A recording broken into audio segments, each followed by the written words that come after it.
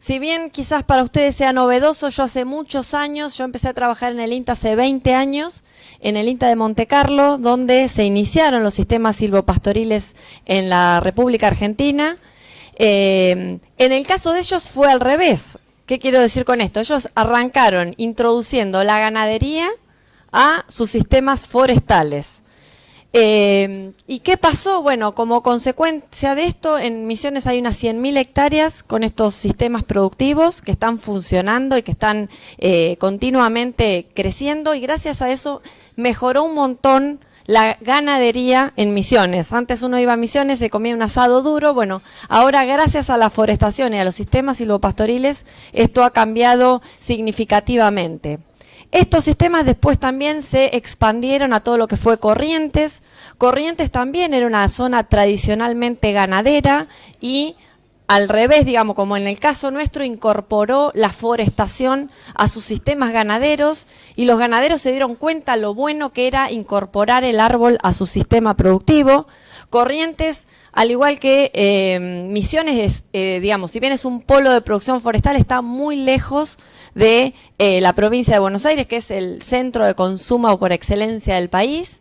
Y bueno, y eso fue bajando a Entre Ríos, al Delta. En los sistemas silvopastoriles también en el Delta, en los últimos 15 años, han logrado un desarrollo muy interesante de nuevo, incorporar la ganadería a los sistemas forestales que estaban funcionando, con los vaivenes que tiene, la dinámica que tiene el Delta en sus inundaciones o en sus crecidas.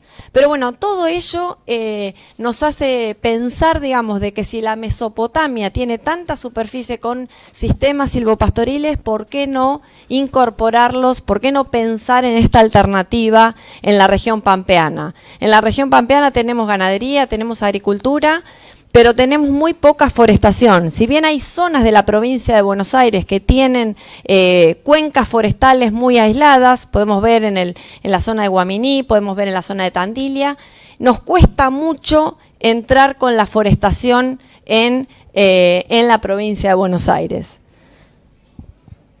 En primer lugar, contarles que un sistema silvopastoril, por definición, es un sistema en el cual conviven en el mismo tiempo y en el mismo lugar el árbol y pueden ser, digamos, si son silvopastoriles, el ganado y el forraje; si son agroforestales, el árbol con la agricultura.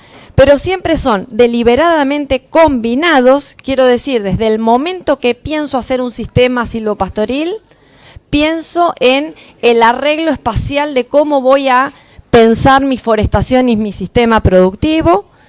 En la misma unidad de manejo, esto está pensado, también digo yo siempre que por ahí tendríamos que pensar en Provincia de Buenos Aires en un sistema adaptado a esto, porque en el caso de Misiones, todo el año los animales siempre están en el monte. Y simultáneos en el tiempo, porque estamos hablando siempre de tener árboles y de tener animales en el bosque. ¿Qué características tiene un sistema silvopastoril? Y bueno, en primer lugar se trata de un sistema flexible y diversificado. ¿Por qué flexible? Yo tengo un montón de productos. Cuando yo hago ganadería tengo mi producto que es la carne, que es la leche. Si yo hablo de un sistema silvopastoril, tengo que pensar que estoy pensando en la carne, en el pasto y en la madera que voy a producir. Por supuesto que este sistema flexible y diversificado también tiene sus complejidades de manejo. Pero lo importante que tenemos que repartir, que bueno, un poco, digamos, está ejemplificado en este gráfico de poner los huevos en distintas canastas. Tenemos un ingreso a corto plazo, una caja chica que sería la ganadería, y un ingreso a mediano y largo plazo que es la forestación. La primera pregunta que me hacen cuando hablamos de forestación o de sistemas silvopastoriles, bueno, es ¿y cuánta plata me va a dar esto? Siempre la pregunta antes de pensar en un sistema silvopastoril es, bueno, ¿y eso da plata o no da plata? Esto es un resumen de un trabajo que hicimos con la gente de economía, con Silvina Cabrini de Pergamino, que hicimos un análisis económico-financiero de este sistema. Y bueno, un poco para que vean cuáles son, digamos, los costos que nosotros incurrimos cuando hacemos una forestación. Esto está hecho con un ciclo de 5 años de relevamiento de datos. Quizás en este momento, con justo esta movida del dólar, tenemos quizás un pequeño desfasaje. Pero lo importante es que esto está promediado con 5 años, desde el año 2013 al año 2017 inclusive, y lo que hicimos fue promediar anualmente los gastos en los que incurrimos cuando hacemos un sistema silvopastoril. La primera componente, que es la componente forestal, fíjense ustedes, aproximadamente estamos hablando de un costo de implantación del cultivo de $750. De nuevo, hoy esto está un poco sobrevaluado, pero en el tiempo esto se puede llegar a amortizar y gran parte de estos costos se pueden cubrir con un subsidio que después les voy a comentar un poco de qué se trata. Y estos costos, digamos, que tenemos grandes, estos siempre los precios son en dólares, se hacen en el momento del corte de la forestación. O sea, las grandes erogaciones que tenemos se van a cubrir justamente con el corte de la madera. El planteo, lo que está pensado es una forestación de álamo con una pastura de alfalfa y cebadilla consociada, que se puede hacer una reserva de forraje durante los primeros años de la forestación. Esto entonces es la evaluación de la componente forrajera y por supuesto que, digamos, pensando en un turno de 16 años, solamente los 7 primeros años vamos a poder hacer tener una renta de las reservas forrajeras que podamos obtener, porque por supuesto con el sombreo posterior del pasto no vamos a tener luego del año 7 un crecimiento interesante, digamos, del pasto. Y por último, los ingresos cuando cortamos, digamos, la madera al año 16, que hablamos de un rendimiento de aproximadamente $17.000 por hectárea. Lo interesante de esto es que fíjense ustedes, si ustedes consideran solamente el sistema silvopastoril o solamente el sistema forestal, claramente cuando incorporamos el sistema silvopastoril tenemos una mejora significativa. La base de este sistema es que, si bien las producciones individuales, si hacemos solamente forestación y lo comparamos solamente con... si hacemos solamente forestación, quizás la producción forestal va a ser mayor que la producción forestal en un sistema silvopastoril. Pero si sumamos las productividades de todas las producciones, esa productividad global va a ser mayor en este sistema. Y bueno, la realidad es que los números son interesantes y son positivos, pero la realidad es que a pesar de estas fotos que vemos acá, muy poca gente foresta en la provincia de Buenos Aires. Tenemos el caso de Guaminí, no sé si conocen la zona de Casbas, donde hay forestaciones que se han hecho hace 10 o 20 años de eucaliptus. Tenemos la zona de Tandil, que tiene una superficie de 5.000 hectáreas plantadas con Pinus radiata. Y tenemos la zona de Morse, que fue una zona en su momento forestal, pero bueno, actualmente hay algunos emprendimientos forestales que tienen el animal en su sistema productivo. Estas son forestaciones que están más cerca de Buenos Aires, que es Jauregui, y estas son fotos de ensayos que tenemos en la escuela de Inchausti en 25 de mayo, con acacia blanca y álamo populus deltoides. Cuando ustedes ven los crecimientos que tienen estas especies y la posibilidad de pastorear estas forestaciones en los primeros años del establecimiento de la forestación, realmente es muy interesante. La realidad es que hay muy poca forestación con fines meramente productivos. Es decir, siempre encontramos algún productor que foresta, que hace cortinas, que hace parquizados, pero no con el fin de producir maderas. El destino comercial de la madera de eucaliptus, que tiene un montón de fines, uno siempre no quiere ver el eucaliptus en su campo, todos los productores vienen al INTA a preguntarme por qué no sacamos los eucaliptus del campo, y la realidad es que el eucaliptus tiene una excelente calidad de madera y que si manejamos la densidad podemos tener sombra y podemos tener pastura bajo una plantación de eucaliptus.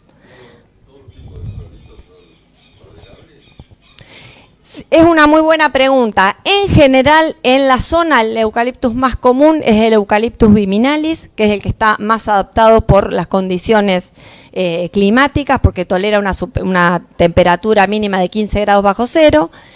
El Eucalyptus camaldulensis, que es el conocido como rojo, son los más difundidos. Pero bueno, hay 600 especies de eucaliptus. Y en el INTA nosotros solo hemos probado el globulus, el nitens, el camaldulensis, el viminalis y el duni, que de acuerdo a la zona, digamos, en esta zona lo más recomendable siempre es el camaldulensis y el viminalis. En el caso del Eucalyptus globulus, que es digamos, el falso medicinal, tiene una zona de producción que es con epicentro en la localidad de Balcarce. Pero la realidad es que si uno foresta, es una forestación con un plantín de calidad, que bueno, ahora vamos a ver un poquito de eso, con un plantín de calidad y con un planteo forestal, uno puede tener, si conocen Entre Ríos, puede tener las forestaciones parecidas a la que encontramos Entre Ríos. Es muy rápidamente el eucaliptus cambia el porte cuando está en un monte cerrado. Eso es una observación muy interesante que hace, porque uno dice, bueno, pero yo ese eucaliptus no tiene porte forestal, o tiene ramas muy grandes, o no tiene, si yo lo voy a cortar después la calidad de la madera no va a servir. Y los eucaliptus de la zona tienen muy buena calidad de madera para muchos usos. Fíjense ustedes, estamos hablando de papel, de parquet, de pallet, y sobre todo lo que tiene el eucaliptus en la zona es una excelente tasa de crecimiento. Sepan ustedes que nosotros tenemos tasa de crecimiento forestal, digamos, lo de Brasil es exorbitante, pero sacando Brasil hay muy pocos lugares en el mundo, incluso en Australia. Los eucaliptus crecen más que acá que en Australia.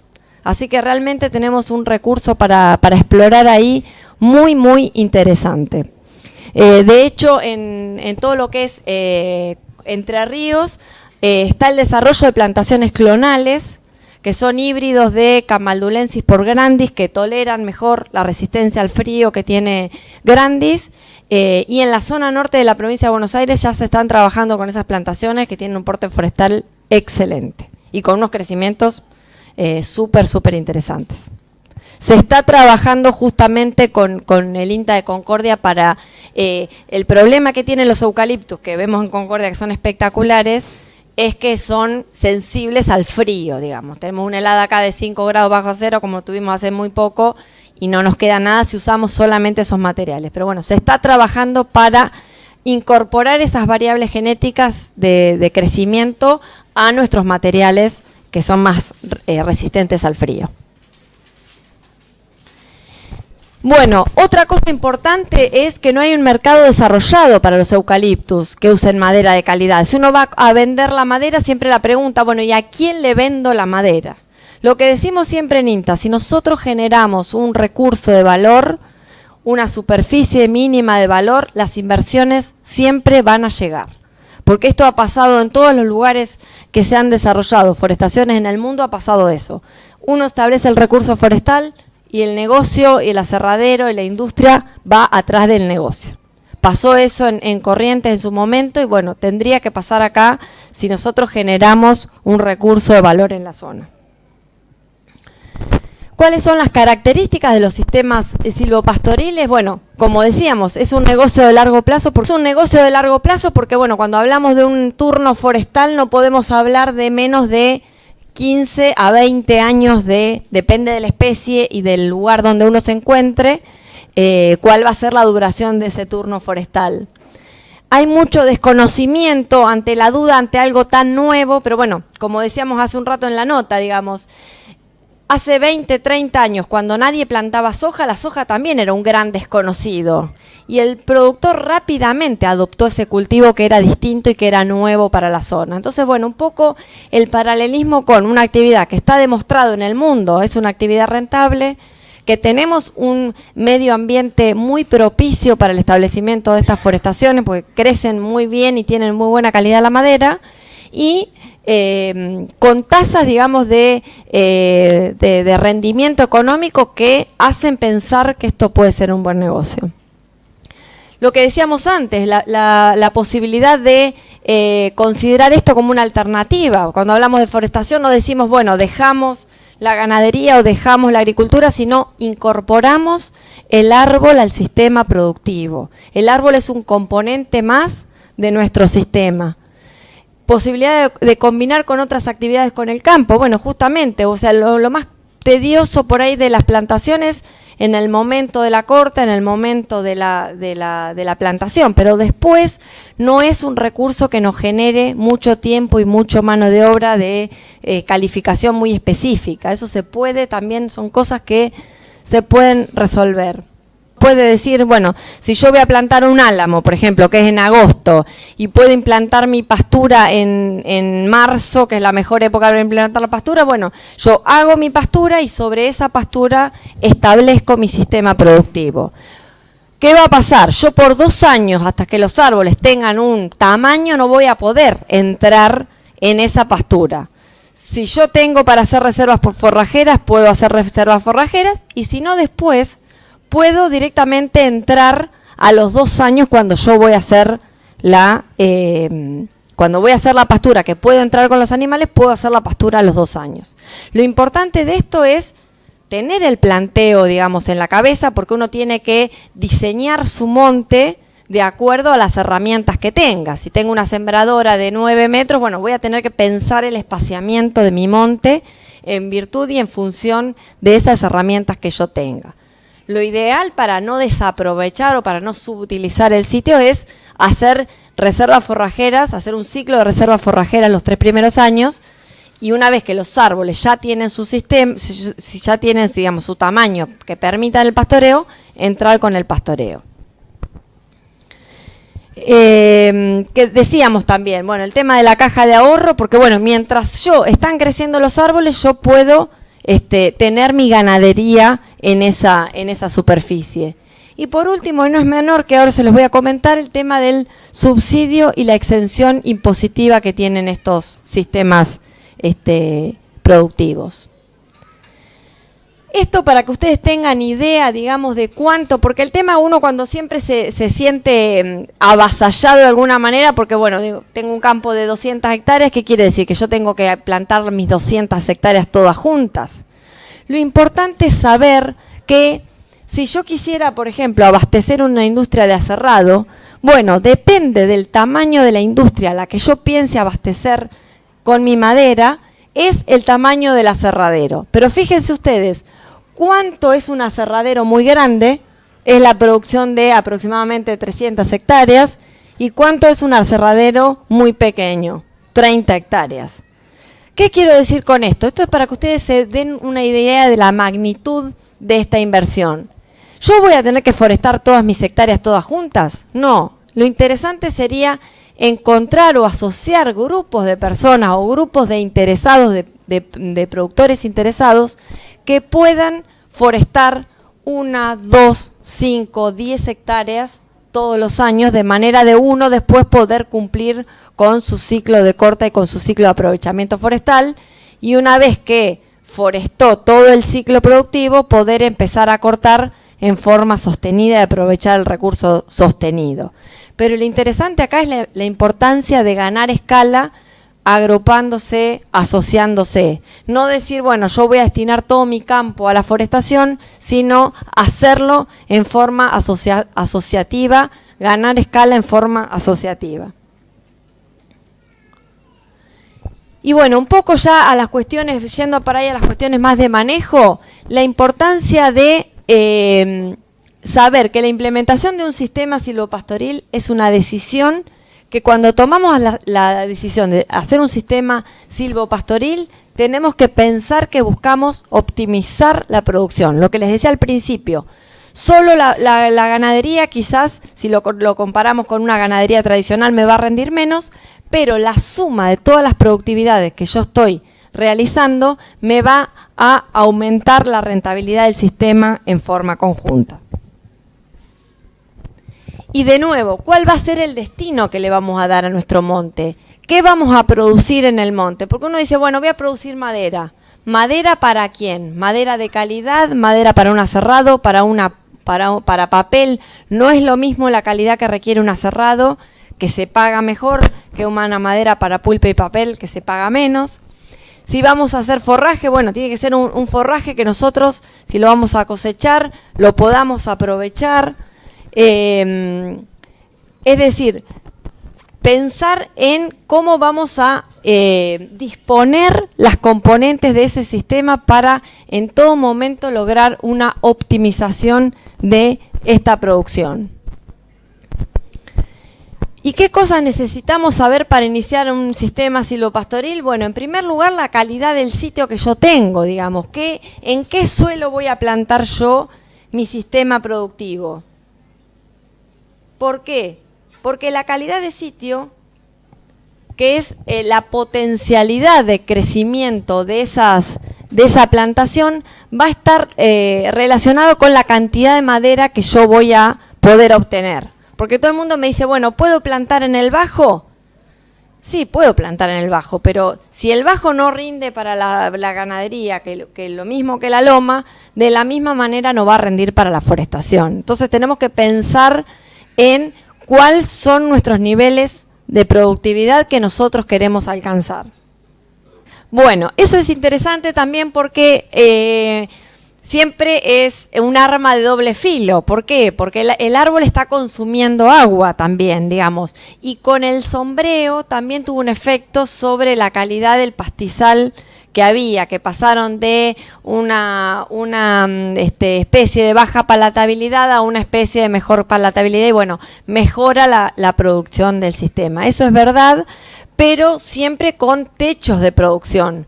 En el caso de Chascomús, bueno, estamos hablando de sistemas que son productivamente muy limitados, entonces una pequeña mejora ya tiene un efecto positivo muy grande en la productividad del sistema. Pero por ahí, si nos vamos a un campo mejor o de mejor calidad, bueno, tenemos que ajustar muy bien las condiciones de manejo y de sombreo, porque bueno, en un campo de mejor calidad de sitio la planta va a crecer más y va quizás a generar un sombreo antes.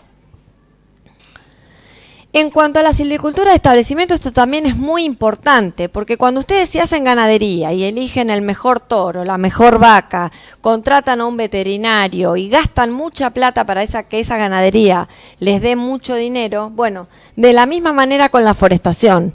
Ustedes tienen que pensar qué distanciamiento van a realizar, la calidad del plantín, esto es fundamental, no se pueden comprar las plantas en cualquier vivero, no se pueden, necesitamos calidad del material de plantación porque una genética mala en la ganadería en 2 o 3 años la pueden resolver, pero una genética mala en la forestación perdieron 15, 20 años.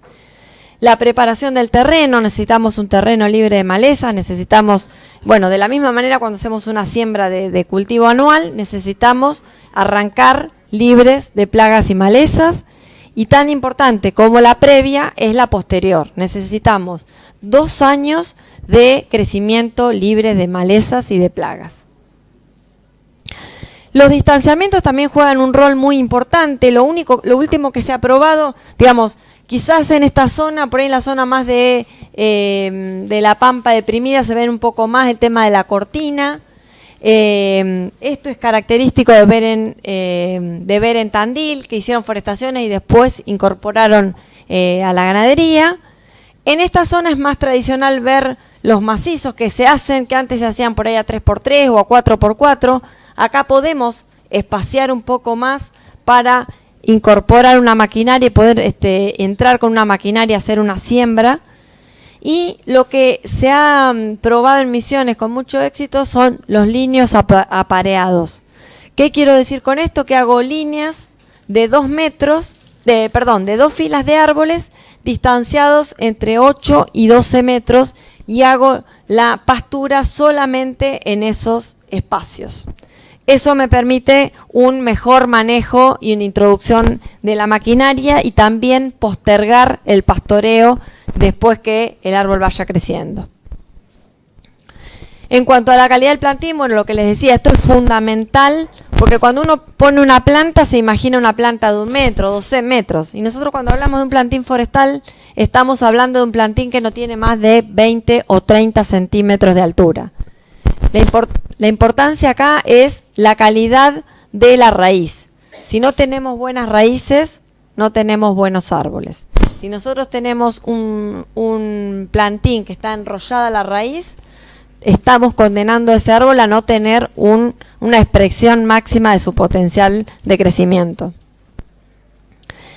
En cuanto a la preparación del terreno, bueno, este tipo de camellones, no sé si lo han visto en algún lugar, pero es muy característico para zonas con algún problema de anegamiento, para justamente evitar la acumulación de agua. Se hace como si fuera un disco con los discos enfrentados y se realiza la forestación en este tipo de camellones y después se puede aprovechar el pasto que crezca natural, como si fuera un pastoreo de pastizales naturales. Bueno, el tema de los cuidados post-plantación, como les decía, es fundamental. El tema del control de malezas y de plagas, porque eso me condiciona el éxito o no de la forestación. Si yo cuido mi plantación de hormigas, de liebres y de malezas, voy a tener una adecuada forestación. También, una vez que la masa está establecida, yo necesito conducirla. ¿Cómo la puedo conducir? Mediante la poda, que la poda lo que hace,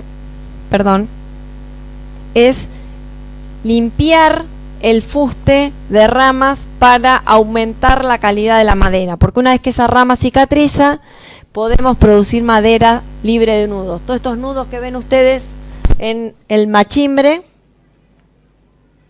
estos nudos son producto de las ramas que no se podan. Si nosotros podamos, ese defecto no lo tenemos y la madera aumenta mucho su valor.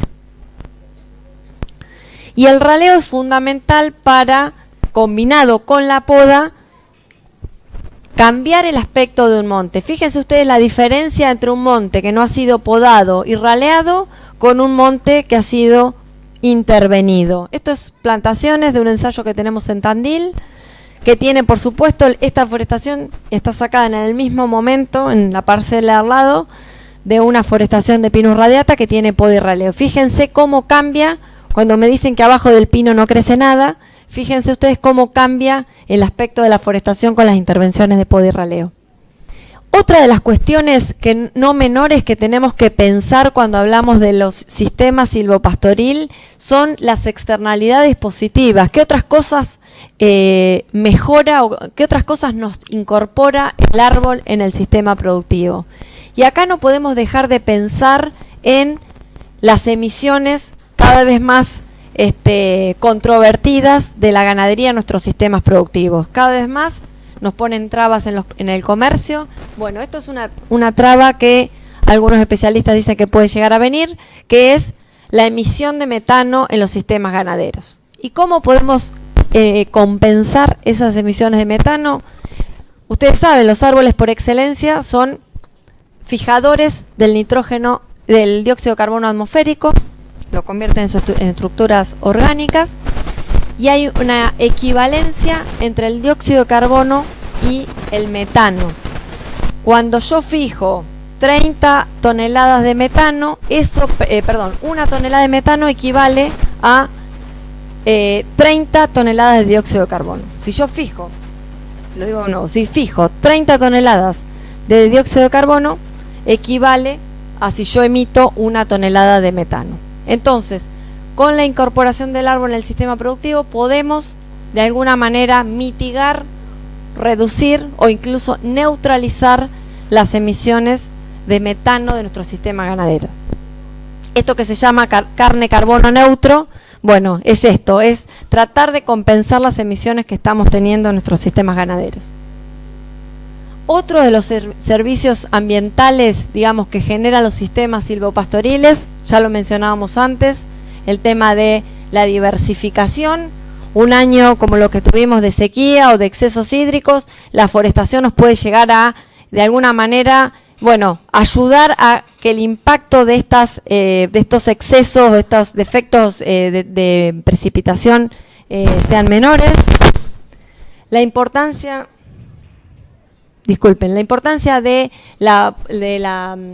en la actividad apícola. Ustedes saben que con el avance de la frontera agrícola, cada vez más la apicultura se ha visto reducida. Bueno, los árboles también son grandes productores, digamos, de néctar y polen, y bueno, podemos también con esto darle una mano a la apicultura.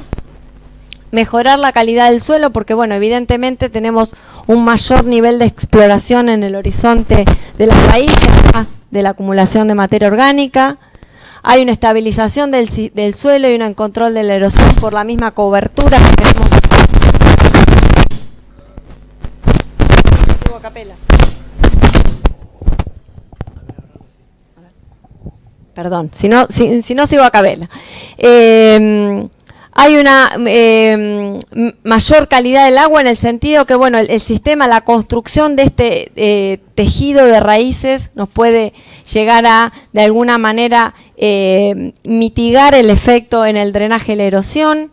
Como decíamos antes, la importancia del secuestro de carbono, de hecho está esto pensado como estrategias en el tema del efecto invernadero, como una estrategia, aumentar la superficie forestal para disminuir, digamos, la cantidad de dióxido de carbono que tenemos.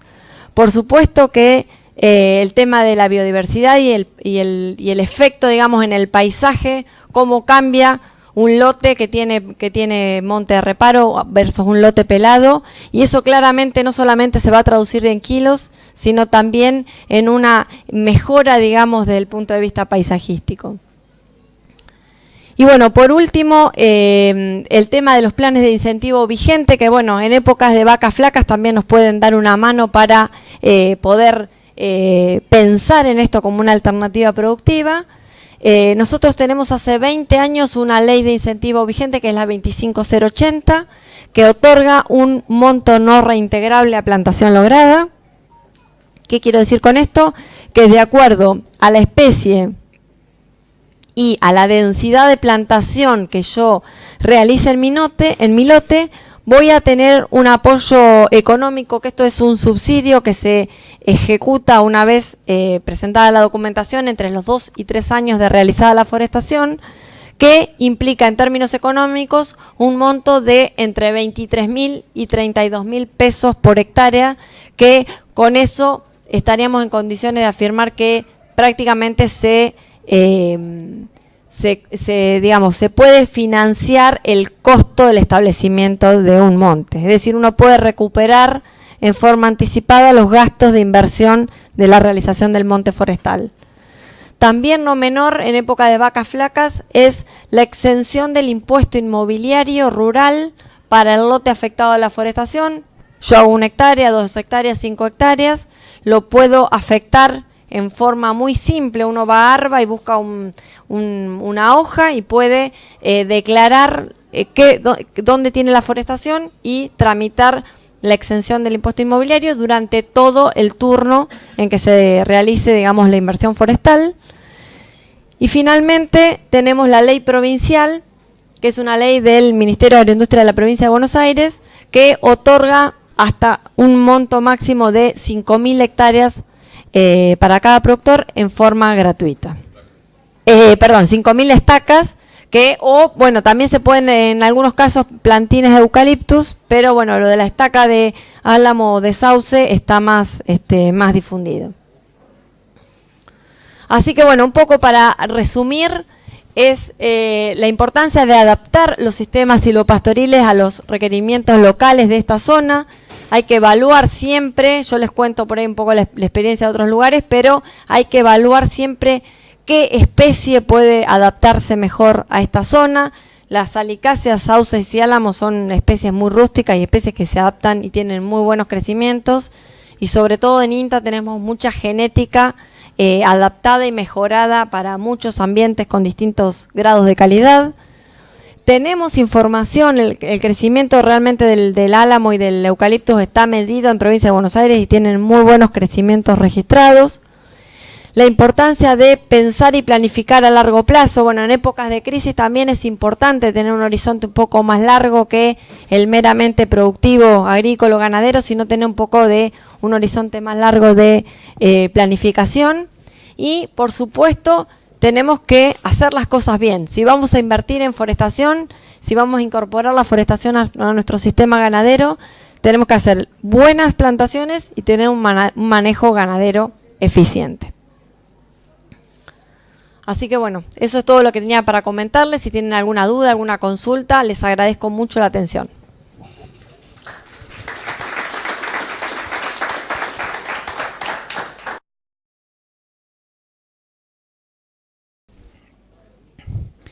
Esto, bueno, un poco lo que comentó Paula, que es la evolución de nuestros sistemas productivos. En el oeste de la provincia de Buenos Aires, toda la zona de Villegas, América, teníamos campos donde la hacienda estaba en suelos clase 1, suelos clase 2, pasturas base alfalfa.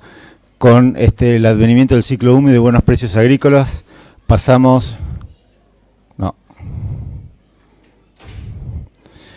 este otro tipo de ambientes, ¿sí? Más de media loma, ¿sí? Con pasturas más base gramíneas, ¿sí? Tipo festuca. Y últimamente esa misma ganadería se encuentra en estos ambientes con algunas limitaciones un poco mayores, ¿no? En todos estos ambientes por los cuales hemos hecho circular a la ganadería, cambian los recursos forrajeros, sus tasas de crecimiento, sus calidades y sus necesidades de suplementación. Nosotros pretendemos sacar la misma cantidad de carne en todos estos ambientes, con lo cual los desafíos son cada vez más importantes. Si nosotros miramos el norte de la provincia de Buenos Aires, esta es la carta de suelos 1 en 50.000, donde nos dice qué capacidad de uso tienen los suelos de todo el norte de la provincia de Buenos Aires. Vemos que prácticamente la mitad, ¿sí? Un 54% de esos suelos tienen alta capacidad para usar en agricultura, pero convivimos dentro de los mismos campos casi con un 46% de suelos que tienen altas limitantes para la producción de granos. Entonces la ganadería, digamos, es una actividad que va a estar presente en nuestros suelos básicamente por la conformación de los mismos.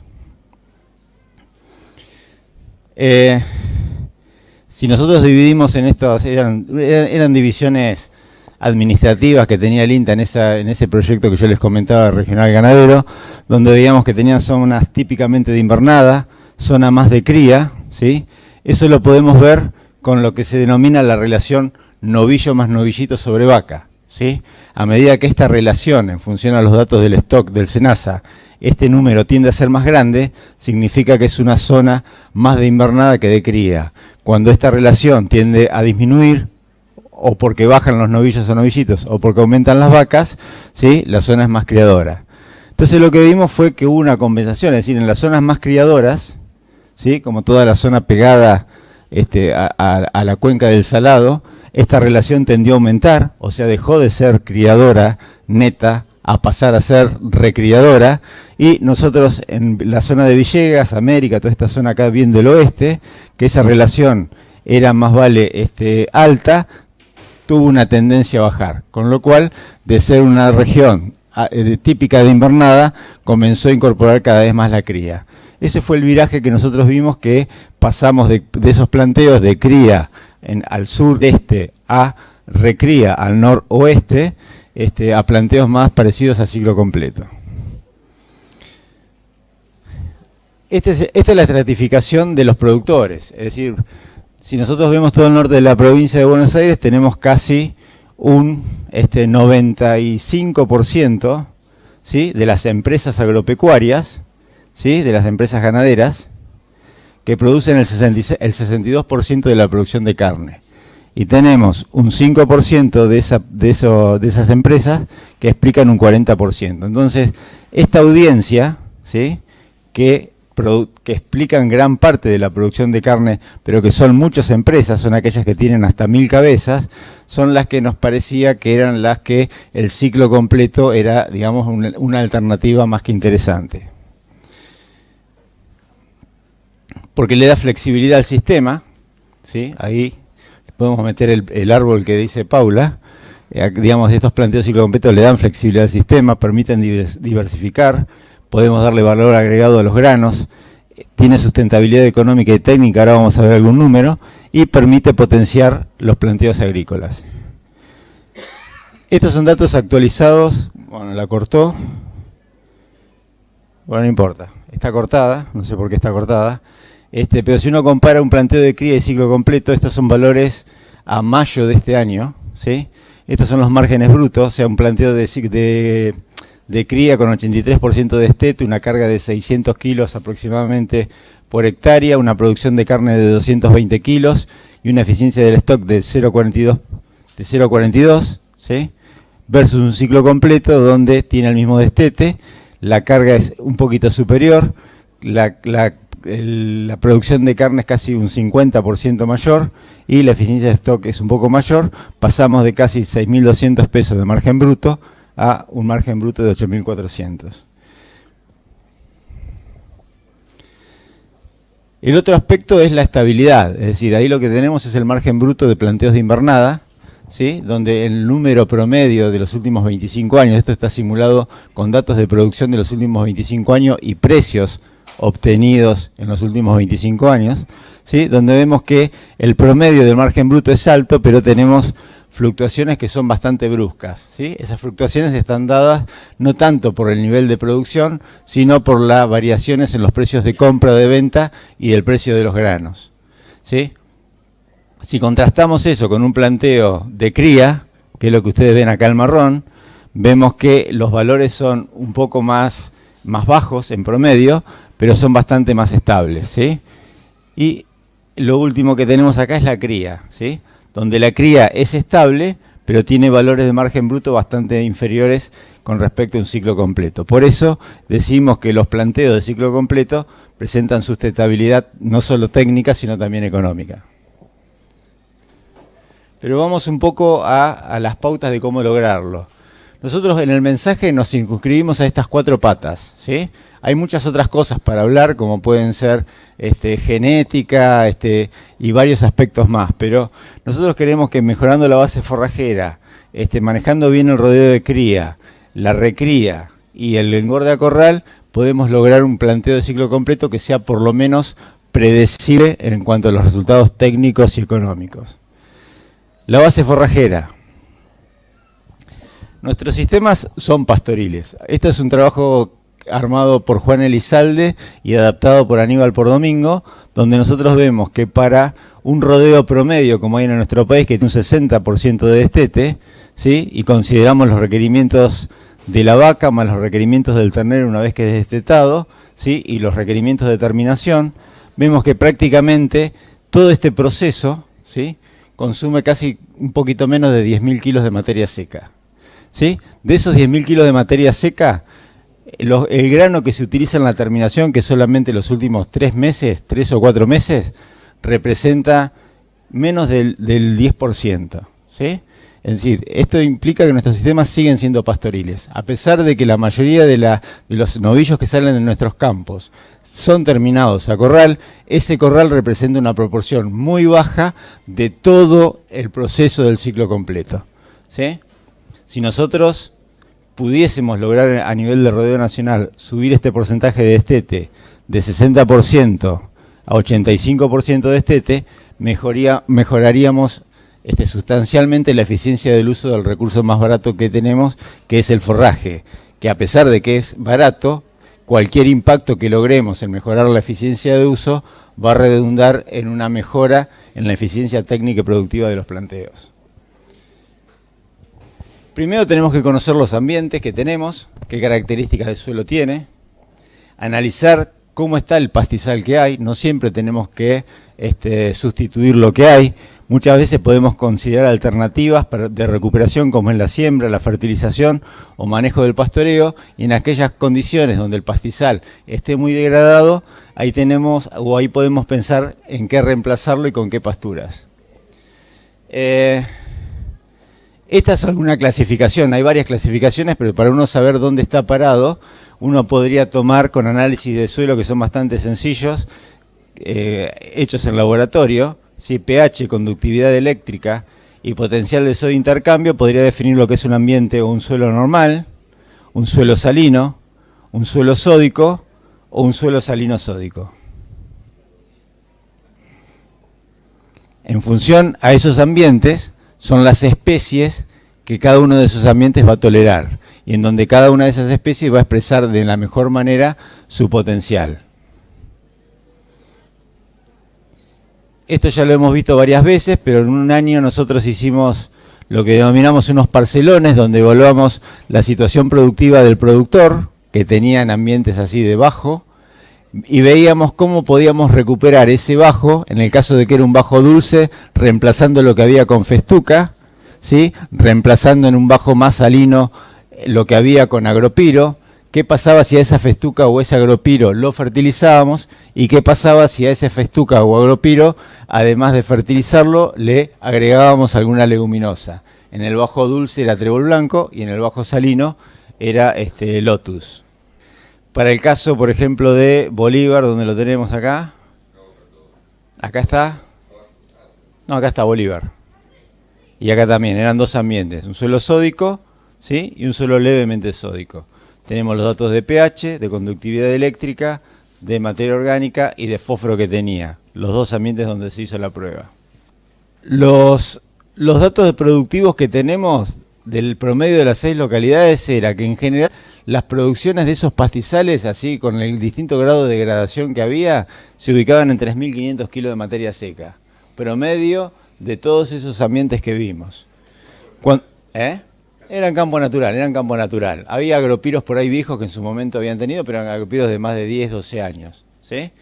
Cuando nosotros le agregábamos una gramínea, festuca, repito, en el bajo dulce o agropiro en el bajo alcalino salino, se iba de 3.500 a 5.200 kilos.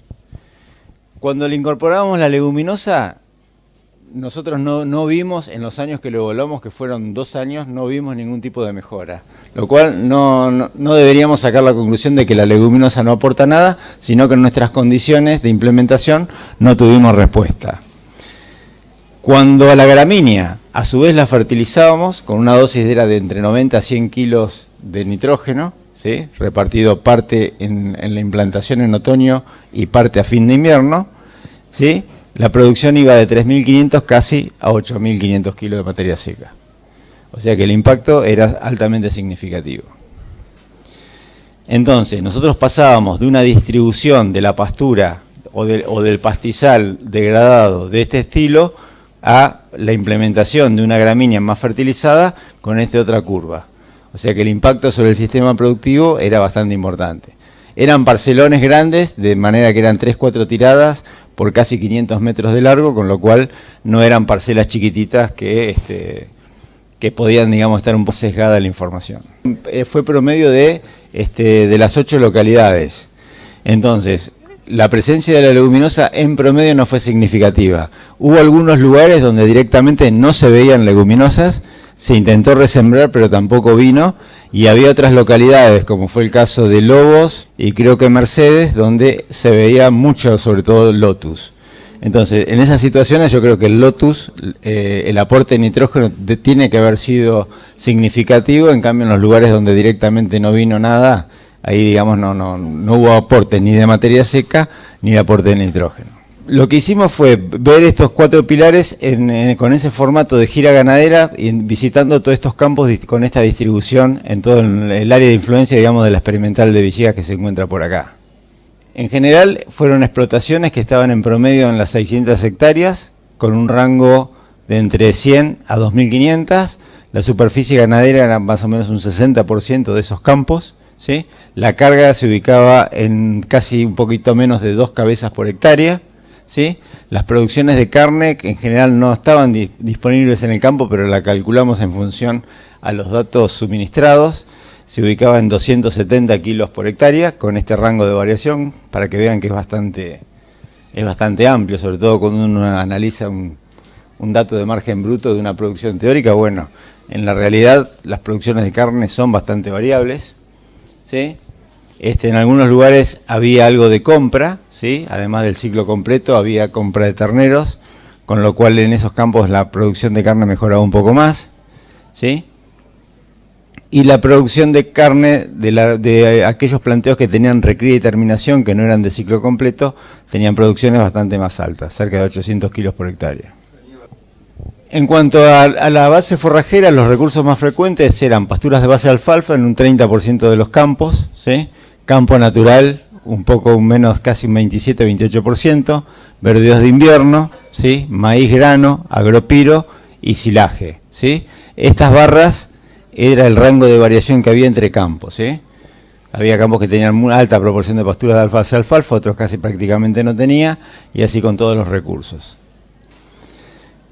En general, la mayoría de las pasturas eran base festuca, el 35% de los establecimientos asignaron superficie a este recurso en base a estudios de caracterización ambiental, decían, tenían datos del suelo y cuando el bajo indicaba que era bajo dulce, ahí había festuca, si no.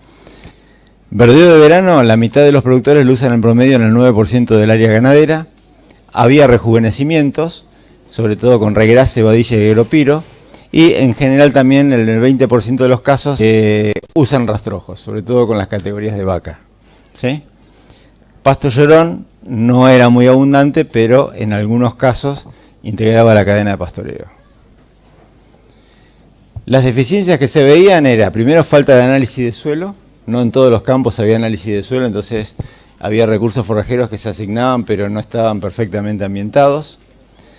No se conoce la productividad de los recursos, es decir, no se sabe, no hay de estimaciones ni visuales, ni por corte de disponibilidad forrajera, y eso complica lo que es el manejo, sobre todo de la recría. Fallas en implantación de pasturas y verdeo.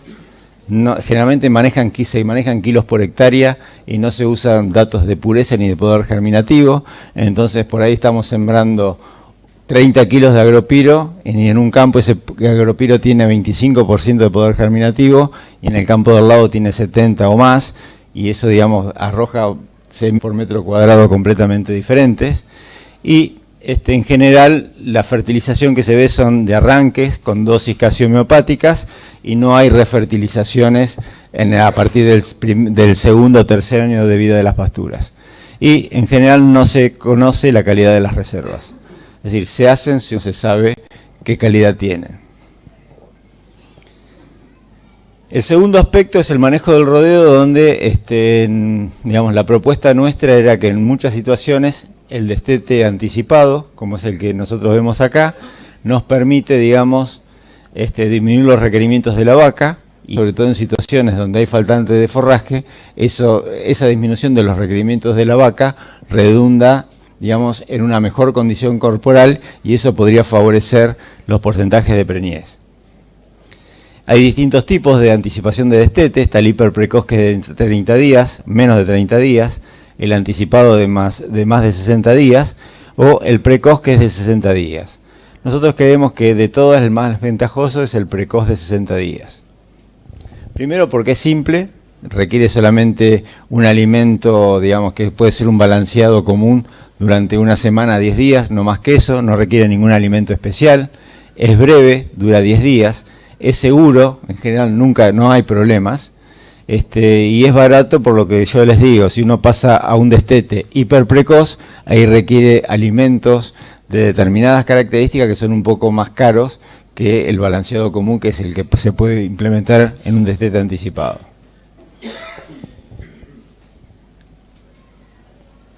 ¿Por qué a los 60 días? Bueno, a los 60 días es donde la vaca tiene, digamos, el máximo requerimiento para producción de leche. Si nosotros, a partir de los 60 días, la vaca comienza a disminuir su requerimiento para lactancia, de manera que si nosotros destetamos a posteriori, vamos a lograr un impacto, pero no va a ser tan grande como cuando destetamos a los 60 días. Para que se den una idea, si eso lo transformamos en kilos de materia seca, a los 60 días una vaca puede requerir 12, 13, 14 kilos de materia seca. Si nosotros la destetamos en ese momento, bajamos ese requerimiento en consumo de materia seca de 12, 13 kilos a 8, 9 kilos. Esos 3, 4 kilos que la vaca deja de comer es lo que nos permite agrandar el campo. Ese digamos, mayor tamaño de campo por menor requerimiento de la vaca, podemos aumentar la carga o podemos generalmente, como se logra, mejorar la eficiencia reproductiva de las madres. Acá vemos la situación. Es la línea o el requerimiento de un rodeo que no hace destete anticipado, que hace destete anticipado, y esta línea amarilla, ¿sí?, punteada, es el requerimiento de ese mismo rodeo en el caso de que no haga destete anticipado, ¿sí? Entonces, este forraje es el forraje de menos que estaríamos necesitando por el hecho de haber anticipado el destete. En general, en esos campos que nosotros recorrimos durante los últimos 3 o 4 años, lo que veíamos era los servicios generalmente se hacen en primavera-verano, en el 86% de las situaciones. Hay algunos campos que hacen el servicio de otoño-invierno en un 14% de las situaciones. En Toro a los 15 meses se hace un 80%, la mayoría siempre tiene algo que tora a los 15 meses. Inseminación artificial, el 57% de los establecimientos. Los valores de preñez del 94%, parición 88%, destete 85%, y el destete tradicional lo hace el 95%. Es decir, lo que nosotros promovemos, que es la anticipación del destete, es una práctica, digamos, la menos difundida y la menos arraigada entre los productores. A los 60 días, no menos de los 60 días y 95 kilos de peso aproximadamente. Se sacan los terneros, se los mantiene con agua fresca y con disponibilidad de rollo, ¿sí?, que se lo desparrama en un comedero. Después se comienza a tirar el balanceado, ¿sí?, en cantidades aproximadamente de medio kilo en los primeros días, a un nivel de 3-4 kilos al 10º día. Una vez que llega a ese nivel de consumo, ya se lo puede soltar a un piquete con una pastura de buena, tendría que ser de mediana a buena calidad. Y con eso solo se logra, digamos, el destete anticipado. Se han probado esos terneros versus los terneros de manera tradicional y realmente no hay diferencia. Pone rollo, disponibilidad de rollo, que favorece y se le pone el balanceado. Los 2 primeros días van con rollo solo y a partir del tercer día se le pone el rollo y se le agrega ese balanceado, empezando con medio kilo y se lo va aumentando todos los días hasta llegar a los 3-4 kilos en 10 días. Y ahí se lo saca. Hay gente que dice, bueno, se lo dejo un poco más por las dudas. Eso va tranquilo, pero con 10 días sería suficiente. Si alguno quiere dejarle algún alimento más días, no hay problema, pero no trae ningún beneficio adicional. En general, bueno, en lo que veíamos en manejo de sanidad, no hay control de venerias, los rodeos no están libres de brucelosis y en general los calendarios sanitarios de los terneros incluyen solamente vacunas preventivas de enfermedades clostridiales y generalmente se los desparasita y no más que eso. Cuando uno ve las deficiencias o los problemas más comunes, no se vacuna para enfermedades reproductivas, no se da segunda dosis para enfermedades clostridiales, que sería aconsejable, no hay diagnóstico de parásitos gastrointestinales y generalmente se aplican por rutina, lo cual genera problemas de resistencia, y no hay control de ingreso de enfermedades crónicas como brucelosis y tuberculosis o venerias en los rodeos. Y tampoco se hacen diagnóstico de microminerales, entonces en general lo que se visualiza son deficiencias de las cuales la más común es la de cobre. El tercer aspecto es la recría. La recría es la etapa que nosotros denominamos más importante porque es la que produce más kilos con el alimento más barato, que es el forraje. Va desde el destete, que si es anticipado va desde los 60, 70, 80 kilos hasta aproximadamente los 300 kilos, ¿sí? y después, desde los 300 kilos en adelante, ¿sí?, es la etapa que denominamos de terminación, que es ahí donde intervendría el corral. Todas estas etapas no son fijas, sino que dependen mucho también del tipo de establecimiento y del encadenamiento de recursos forrajeros. En general en la recría nosotros lo que tenemos que manejar son estos 4 elementos, es decir, tenemos los animales, que en este caso son machos o hembras, de entre el destete hasta los 300 kilos, tenemos suplementos, tenemos base forrajera, ¿sí?, tenemos la infraestructura para suplementar y la mecánica de la implementación. Esta es la clave. En general lo que uno ve es que en las recrías, en todos estos campos que hemos visualizado y digamos en la experiencia que tenemos en INTA, en general estas situaciones se manejan bien, pero digamos no sabemos mucho de lo que ocurre en la base forrajera.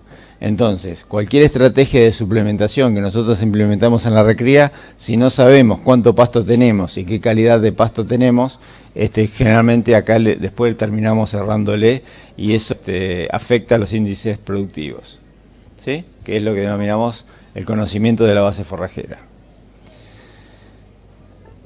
Esto es un ejemplo típico que siempre muestro, que son ganancias de peso, ¿sí?, de los 4 trimestres del año, otoño, invierno, primavera y verano. Si esto fue una diapositiva que yo había hecho hace, no sé, 20 años, donde los sistemas eran más pastoriles. Y lo que se veía era que en cuanto a las ganancias de peso, en prácticamente toda la región pampeana, la ganancia de peso, digamos, más baja se da en otoño. En invierno es algo intermedio, es casi máxima en primavera, perdón, y es también intermedia o parecida del invierno en verano, ¿sí? Yo después volví a dar una charla hace 2 años a una de las zonas de estas, que es la zona centro, ¿sí?, que es esta zona de acá, que es cercana a Villegas. Entonces volví a ver, estaba el mismo asesor que era Nicolás Marín Moreno. Le dije que me vuelva a dar el mismo pedido hace 18 años, donde le dije, bueno, vos mandame las ganancias de peso de las categorías de recría y de terminación, pero separame lo que es a corral de lo que es a pasto, ¿sí? Esta diapositiva prácticamente acá no había corrales, entonces todo esto era de pasto. Cuando él me manda la información, 18 años después, estas son las ganancias de peso 18 años después. Digamos, los sistemas se habían intensificado, las ganancias de peso habían mejorado, pero habían mejorado por la incorporación del corral. Es decir, la ganancia en los corrales son mejores. Cuando eso lo metemos en el promedio, nos mejora la ganancia del campo en su conjunto. Pero cuando nosotros separamos ganancia de campo versus ganancia de corral, la ganancia de campo seguía siendo la misma.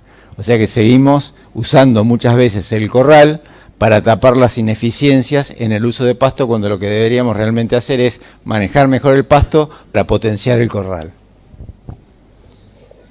Esto también me gusta mostrarlo porque esto es lo que ocurre siempre. Es decir, acá lo que tenemos es, esto es uno de los grupos CREA de acá, de esta zona, ¿sí?, de la zona Marisierras casi. Me mandó la información de los campos individuales. Cada barrita esta es un campo, cada rectángulo es un campo. Acá tenemos 1, 2, 3, 4, 5, 6, 7, 8, 9, 10, 11 campos, ¿sí? Yo lo que hice fue les pedí el nivel de suplementación o con qué suplementaban cada uno de esos campos. Entonces están agrupados. Acá está el campo que menos suplementa y acá está el campo que más suplementa. Siempre en pastoreo. Todos los campos suplementan con algo distinto. Es decir, algunos dan silo, grano de maíz húmedo, rollo, con las proporciones que ustedes tienen acá. Para que se den una idea, el nivel de suplementación en estos campos que suplementaban con lo mínimo era el equivalente a 1 kilo de maíz. Cuando nosotros vamos a otro extremo, llegamos casi a 3 kilos de maíz. En categoría de destete, ¿sí?, de terneros de destete, de 160 180 kilos. Yo hubiera esperado que la ganancia de peso siga alguna tendencia a aumentar con el nivel de suplementación. Ahora, cuando yo realmente controlo y pido las ganancias de peso de esos campos, la realidad fue que esas son las ganancias reales, ¿sí? Vemos que hay un montón de campos que tienen ganancia parecida, ¿sí? Este campo, que el que tuvo mayor ganancia de peso, es el que menos suplementó. Este, que dio casi el doble de maíz que ¿sí?, tuvo la ganancia. Entonces llegamos a la conclusión de que como no conocemos la base forrajera, la diferencia en estos campos no está en lo que suplementan, sino en cómo manejan el pasto. Lo que yo puedo decir es que todos estos campos son del mismo grupo CREA, con lo cual están aproximadamente en la misma zona y comparten un asesor, con lo cual no debería haber grandes diferencias. Un mundo, pero no es que este es un campo de Santa Fe y este es un campo de, no sé, de otro lado. Son todos de la misma zona. La tabla de requerimientos que a mí más me gusta para recría es esta, donde tenemos peso del animal, ganancia de peso. Entonces, ¿qué me dice? Que para este planteo de ciclo completo nosotros vamos a tener terneros, terneros de destete y novillitos de entre 150 más o menos a 300 kilos, ganancia de 600 gramos, o sea que estaríamos ubicados acá. Si hacemos un promedio de esto, estos son los kilos de materia seca que tienen que consumir. Si hacemos un promedio de eso, nos dice que en promedio deberían consumir 6 kilos de materia seca, como para tener un número. Bueno, el éxito de la recría está en que todos los días coman 6 kilos de materia seca. Entonces, nosotros lo que tenemos en el campo es que la evolución de la disponibilidad de materia seca sigue, por ejemplo, esta curva. Si nosotros suplementamos con un nivel fijo, hay mucha gente que dice, no, yo le doy el 0,5% del peso vivo de maíz, o le doy el 1%. Bueno, lo que le damos es una cantidad fija. Le damos una cantidad fija. Entonces, cuando la producción de pasto está ahí, acá la ganancia nos cae, acá nos va a sobrar pasto, acá vamos a perder peso. Entonces, cuando hacemos el promedio de esto, nos da los 500 gramos. Lo que nosotros deberíamos tratar es que esta suplementación no sea así, sino que intente copiar un poco qué es lo que pasa con el pasto. Nosotros hemos hecho alguna experiencia, porque está científicamente comprobado, por llamarlo de alguna manera, que el productor no corta y no se ha hecho el hábito. A pesar de que nosotros decimos que el 90% de nuestra dieta es pasto, no conocemos cuánto pasto producimos. Eso es como que un productor de autos no sepa cuántos autos produce, o cuántos tornillos da, o cuántos kilos o metros cúbicos de chapa necesita para hacer un auto. O sea, nosotros trabajamos con el pasto, es nuestra herramienta para producir carne de la manera más barata y no la conocemos. Entonces, estamos tratando de evaluar algunas otras alternativas, como pueden ser, hay modelos que estiman tasa de crecimiento, para lo cual está bastante bien, pero está de manera preliminar, el uso de drones o el uso de alguna información satelital que permite hacer algún ajuste un poco más fino que esto. Esto es lo que pasa, es decir, generalmente lo que nosotros deberíamos trabajar es con nivel de asignación. Nosotros, si le ofrecemos a un novillo peso vivo en materia seca, ¿sí?, nosotros nos garantizamos que las ganancias de peso van a estar, nunca van a estar por debajo de los 700 gramos por animal por día. Cuando la asignación cae por debajo del 2,5-3%, la ganancia de peso cae, ¿sí? Estos son los remanentes, como quedan comidas las franjas, pasturas que están comiendo surcos muy pelados, y bueno, ahí, digamos, básicamente es un problema de cantidad y no de calidad. Esto refuerza el mismo mensaje, es decir, cuando nosotros suplementamos un novillo de 300 kilos con 1,5 kg de maíz, ¿sí?, solamente ese maíz cubre el 22% del requerimiento del animal. Y suplementamos al 1% del peso vivo y a ese novillito de 300 kilos le damos 3 kilos de maíz, ¿sí?, no llegamos ni a la mitad del consumo de ese animal. Con lo cual, siempre en estos sistemas, la respuesta va a estar definida por el aporte mayoritario, que es el forraje. La respuesta a la suplementación va a seguir siendo errática. Estos son esquemas de alimentación con información de General Villegas, donde vimos cómo, manejando la asignación, es decir, ofreciéndole a ese novillo el 3% de peso todos los días, el 3% del peso vivo en materia seca, nosotros de punta a punta promedio de 676 gramos, ¿sí? Y podemos tener una cadena que sea verdeos y pasturas sin suplementación, y lo alcanzamos el peso de terminación en 370 días, en casi un año. Si suplementamos, que es el color rojo en verdeos, la ganancia es 821 gramos por animal por día, ¿sí? Y bajamos el periodo de engorde de 370 a 304 días.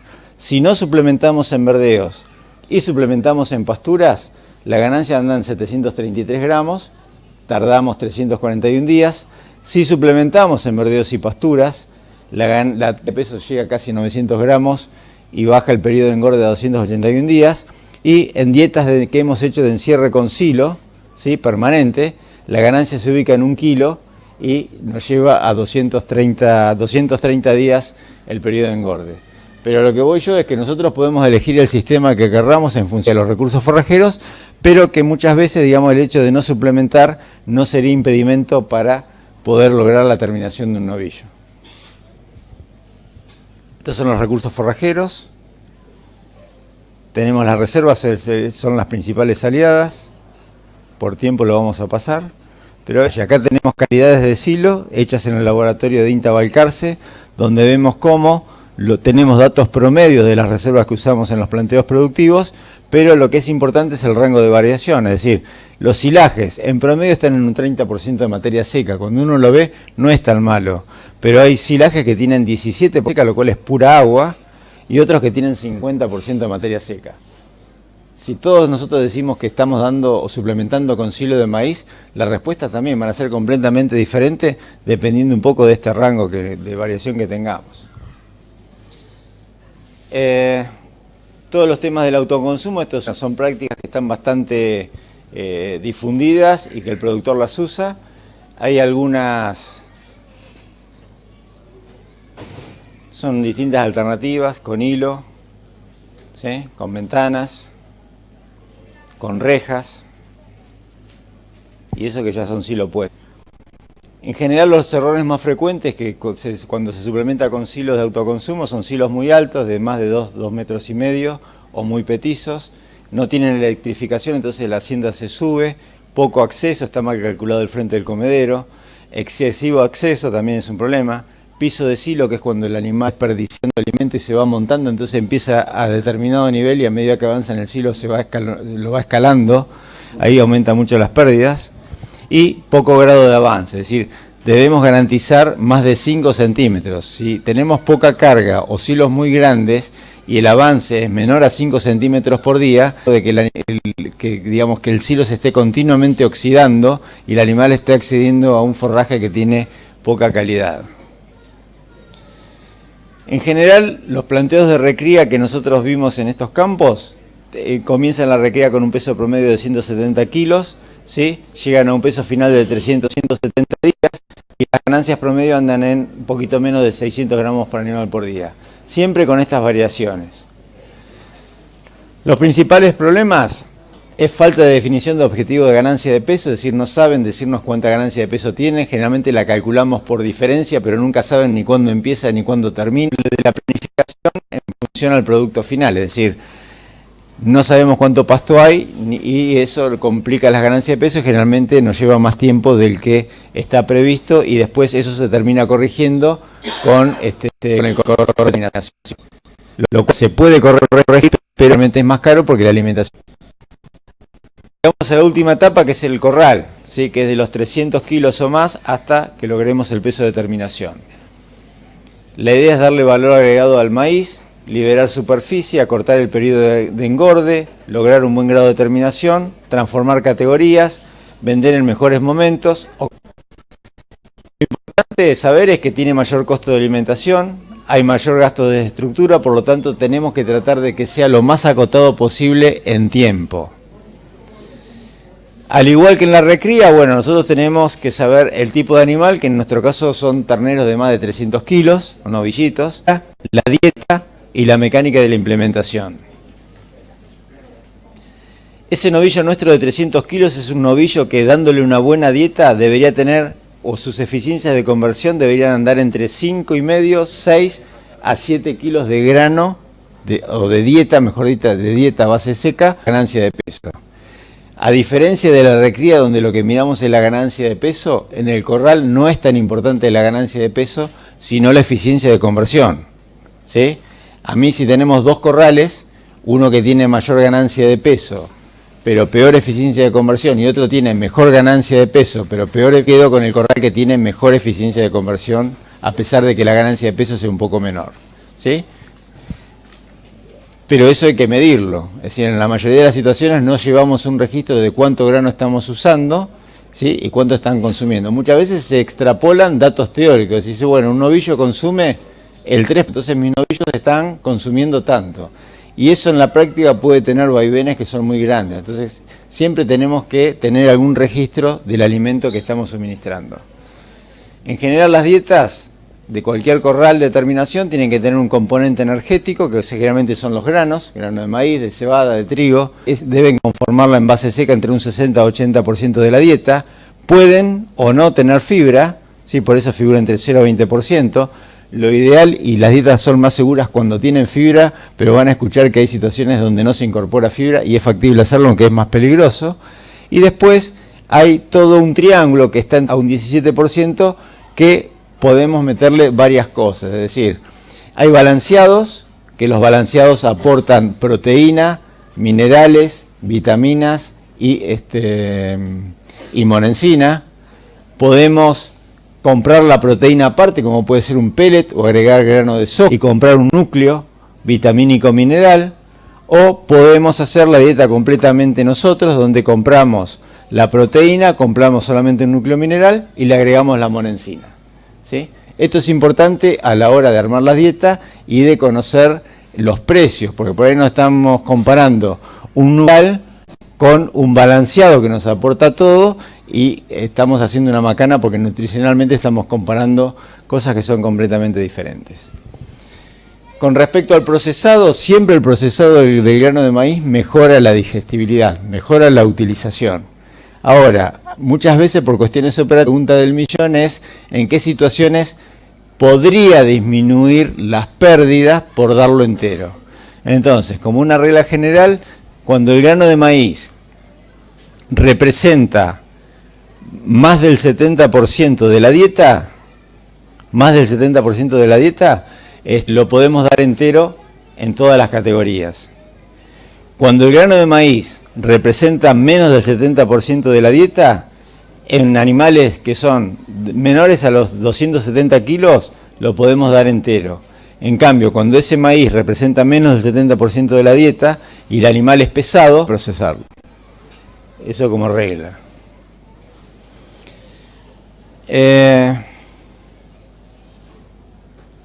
Estas son algunas instalaciones, digamos, podemos tener corrales relativamente sencillos, teniendo en cuenta los principios y criterios, pero con instalaciones que son relativamente de bajo costo.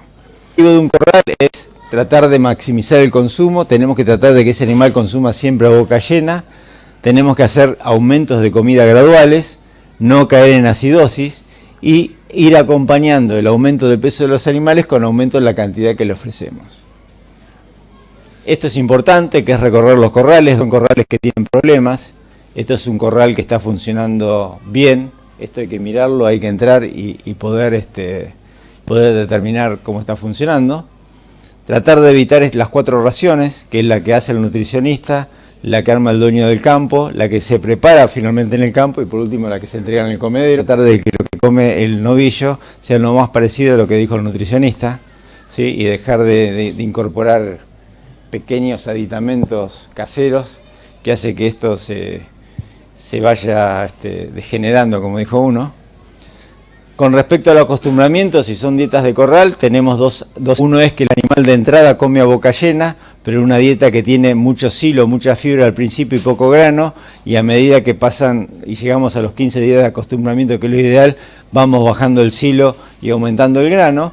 O el otro sistema de acostumbramiento es empezar con la dieta en las proporciones finales o más restringidas. Entonces mantenemos las proporciones y vamos aumentando la cantidad.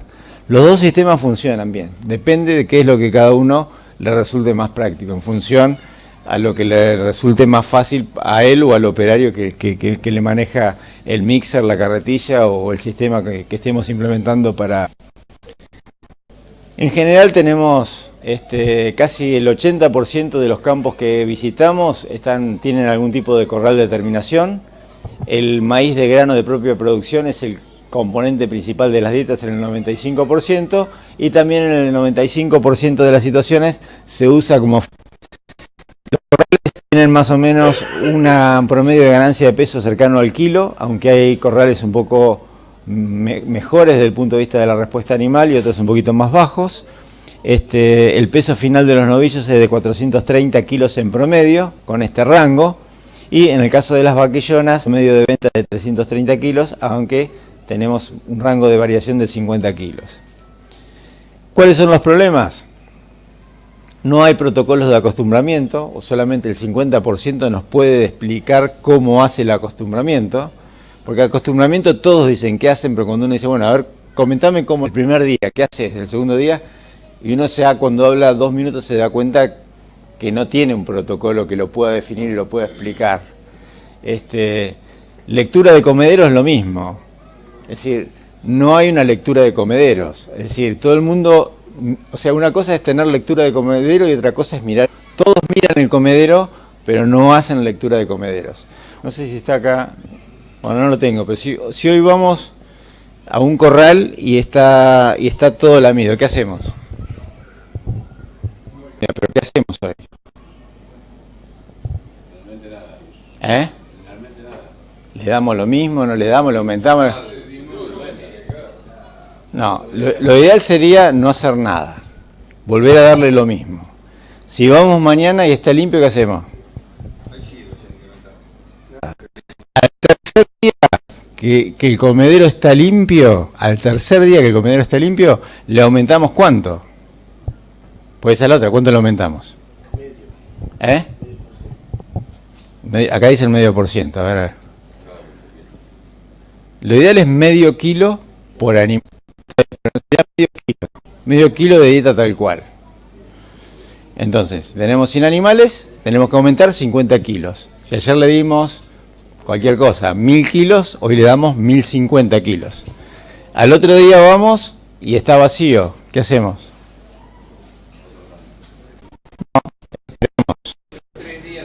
Otros 3 días. Al segundo día, al tercer, y así hasta el tercer día lo debemos aumentar. Si vamos y hay un rechazo, ¿qué tenemos que hacer? No, si hay, digamos, la lectura, generalmente lo dice escalas. Es 0, que es comedero limpio, 1 que es cuando quedan migajas, que eso es lo ideal, es tenerlo siempre con migajas, y cuando hay sobrantes sería 2, que quiere decir que sobra mucho. Tenemos que tener alguna medida de cuánto es lo que sobró. En general lo que conviene es medir más o menos 1 metro de comedero, que sobraron 2 kilos, 3 kilos por metro. Por el largo del comedero sabemos cuánto sobró.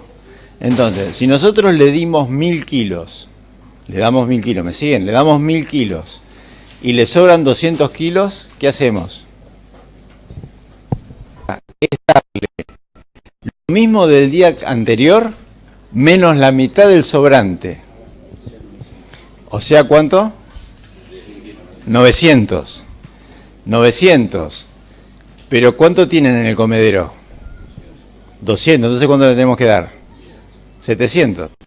Una cosa es lo que le tenemos que ofrecer y otra cosa es lo que le tenemos que suministrar.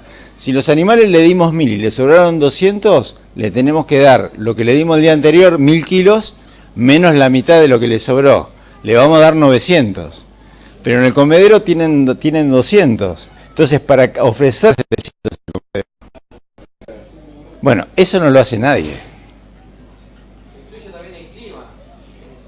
Tal cual. Si hay un sobrante que los animales vienen bien, y aparece un sobrante, digamos, por demás, generalmente uno tiene que saber si llovió o no llovió.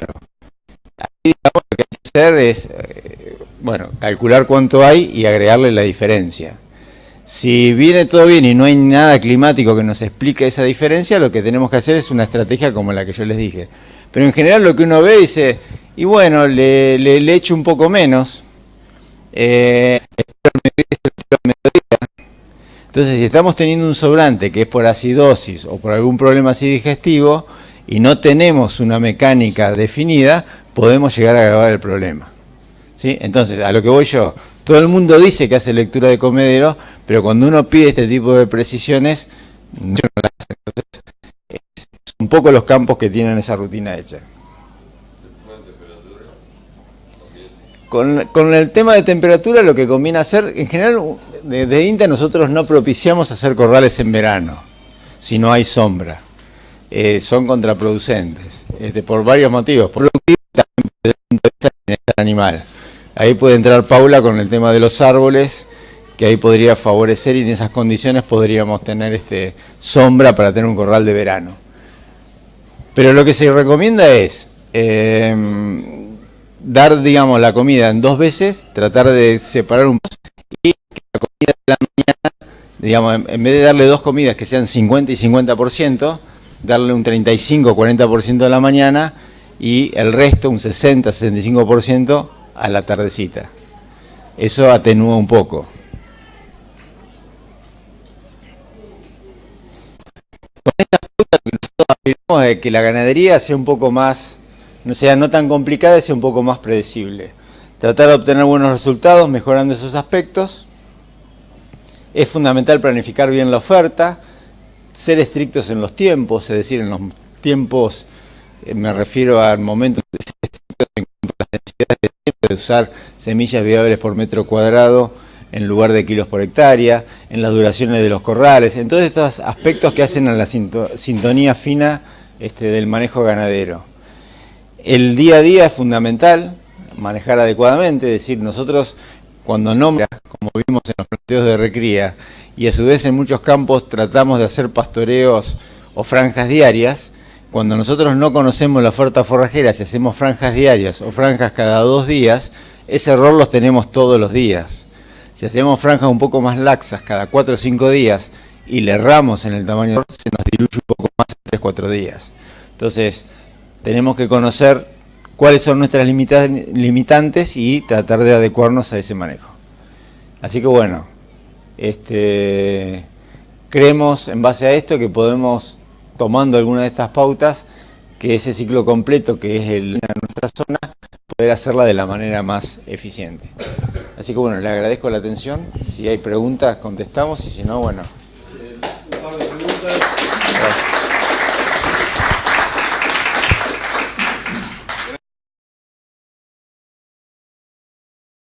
Lo que vamos a tratar de contarles ahora es algo que habíamos empezado el año pasado y ahora realmente se ha concretado, que es esa resolución que está ahí, que es la resolución 32 del 2018, en la cual se hicieron las modificaciones con respecto a esto que ustedes tienen acá. No sé, para la gente que está en el fondo me parece que va a ser muy chico. Era el formato que teníamos con la tipificación de la Junta de Carnes del año 1973, la cual estuvo vigente hasta el año pasado. Se están haciendo las modificaciones de casa. Antes nosotros teníamos para la categoría de los novillos o los machos enteros jóvenes estas letras que están acá, de la doble J a la T, que era la palabra junta, y para el caso de las vacas y las otras categorías, novillitos, vaquillonas y terneros, A, o doble A, que sería lo superlativo, a la F. Y en el caso de los novillitos hasta la E. Y estos son los grados de gordura que teníamos para cada uno. Los grados de gordura es la grasa que vemos en la superficie de las medias reses. Bueno, esto es lo que cambió. Distintos anexos, los cuales, más allá, esta presentación queda en poder de la rural para que la difunda el que lo quiera ver. Y bueno, es simplemente, esto es una propaganda de realmente lo que estamos haciendo. Bien, ¿qué es la clasificación de bovinos? ¿Qué diferencia presenta respecto a los sistemas anteriores? ¿Cuál es la nueva denominación de la clasificación? ¿Quiénes deben conocer nuestro sistema de clasificación? ¿Y cuáles son las razones por las cuales hicimos unos cambios en la clasificación y la tipificación? Bueno, clasificación. Lo primero que tenemos que hacer cuando nosotros vamos a trabajar, cuando llevan los animales a una venta, va a ser, ¿qué vendemos? Novillos, novillitos, vaquillonas, bueno. Entonces, ¿cómo definimos esos animales? Hasta ahora los definíamos por una cuestión de ojo. Nosotros mirábamos y veíamos, como contaba acá Daniel, de que en una cría y veían si estaban más grandes, más chiquitos, y entonces eran terneros, hasta un determinado momento, después pasaban a ser vaquillonas y novillitos, después pasaban a ser novillos y pesaban más, pero realmente todo el sistema se basaba en un formato de peso, en un formato de la cantidad de carne que tenía el animal. ¿Pero qué trata de hacer esto? Trata de cambiar el formato en donde ahora, en vez de considerar la cantidad de carne, vamos a considerar la edad del animal. Vamos a partir de una cuestión de dientes, que es lo que todo el mundo de nosotros creo que sabemos hacer cuando vamos a una manga, y si no lo sabemos lo aprendemos muy fácil. de ahí en más van a empezar a aparecer los incisivos permanentes. A los 24, los 2 dientes famosos, los que son las pinzas que están en el medio, y después van a ir apareciendo el resto. Y eso me va a dar, eso está en todos lados tabulado, entran en internet y lo miran y van a decir, a los 24 meses, entre 24 meses van a tener 4. Y vamos a terminar con los animales cuando pase la edad de, por ejemplo, las vacas, que los dientes van a estar rasados. Entonces, como Daniel contaba, ¿es conveniente tener un animal caminando en el campo y que tenga 4 dientes? Y no sé realmente, me parece que es productivo, por eso estuvo tantos años caminando en el campo, y lo que realmente tenemos que utilizar son todas las herramientas para tratar de bajar y lograr un animal adecuado al mercado que nosotros apostemos en el menor tiempo posible. Bien, fíjense, ahí el sexo para definir la clasificación, el peso para ver en qué grado caíamos, y utilizábamos la osificación, porque la dentición no se hacía, para trabajar en el palco. Aunque acá tenemos este concepto no utilizado en la práctica, sí lo utilizábamos muchas veces cuando nos decían que verticalmente era una hembra joven y nosotros tratábamos de verificar si era una hembra joven o era una hembra parida para diferenciarla entre una vaquillona y una vaca. Bueno, y ahí tenemos una muestra, y en el sistema actual lo que vamos a utilizar, disculpe, ahí está, el sexo, bueno, la forma de determinarlo, nosotros podemos ver el animal en pie y podemos saber el sexo rápidamente, pero el tipo que está parado en un palco de clasificación va a tener algunas manifestaciones. ¿Qué es? Está quieto.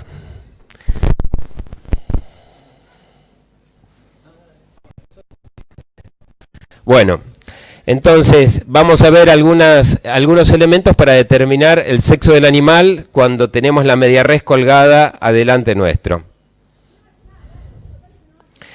Con esto,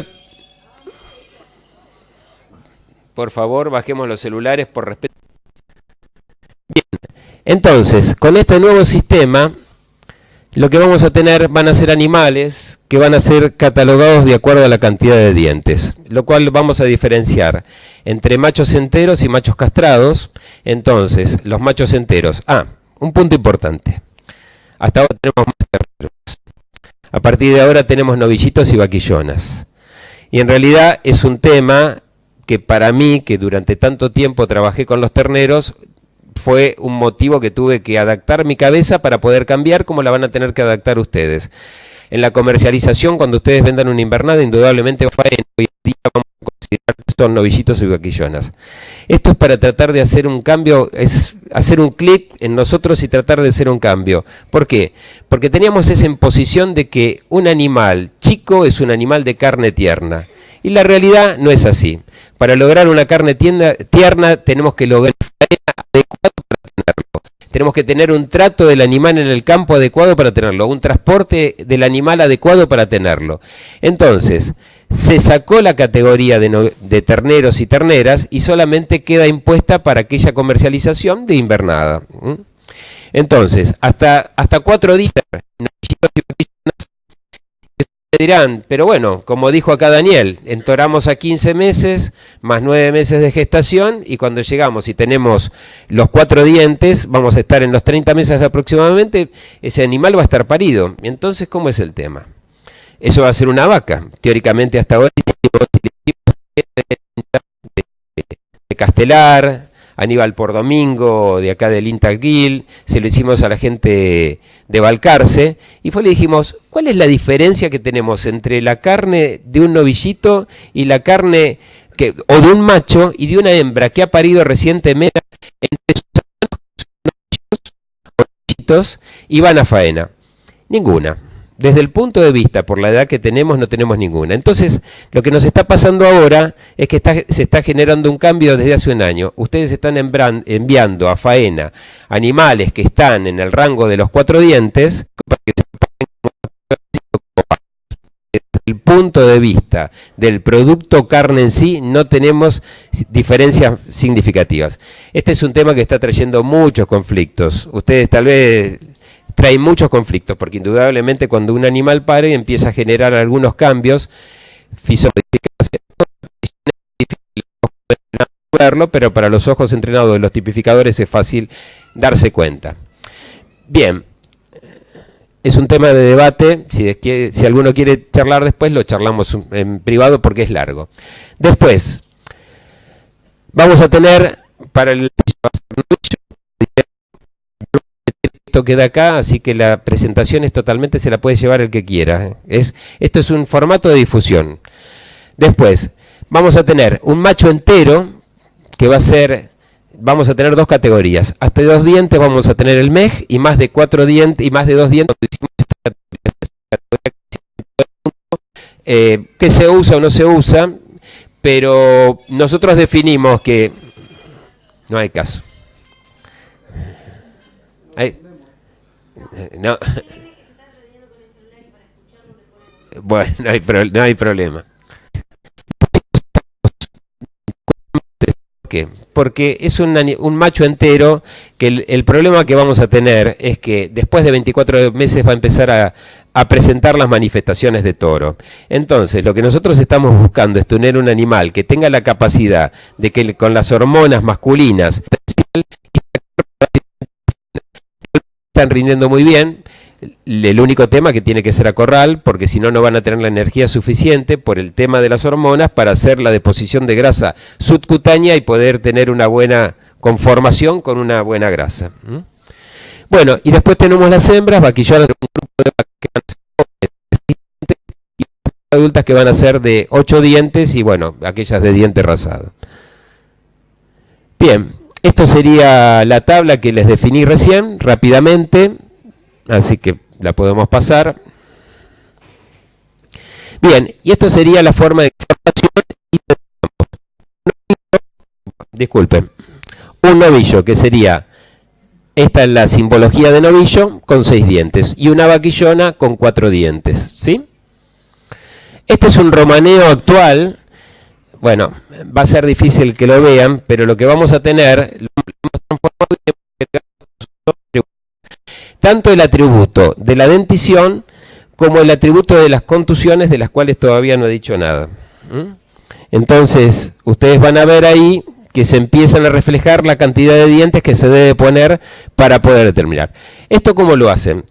Antes de que se separe de mirar los dientes del animal y con un sello ponérselo directamente en la zona de la paleta o en la zona del cuarto delantero, a los efectos que cuando llegue al palco, la persona que está haciendo el trabajo de clasificación y tipificación, o sea, está diciendo esto porque tiene el sexo de hembra, ¿está? Y la tipificación sería una etapa posterior, porque la mayoría de los frigoríficos del país no tienen tipificación. Solamente hay 70 plantas que tienen tipificación, aunque Senasa tiene 160 plantas, y en esta primera etapa van a tener que pasar todas esas plantas que tienen Senasa hoy en día. Este sistema, bueno, ahí está bien definido los productores, los comercializadores, los industrializadores y los exportadores. O sea, todos tienen la obligación. Si entramos a la página del mercado de Liniers hoy en día, que es el que pero una vez que empiezan a entrar no es tan complejo. Van a tener 2 escalas. Tienen la escala que teníamos anteriormente de comercialización en pie y la escala que tenemos actualmente de comercialización en pie, que está relacionado con este sistema. Igual todavía precio, los novillos, y hacemos una subescala en esa parte cuando hablan, que hablan de animales más livianos, animales más pesados, pero eso está considerado acá.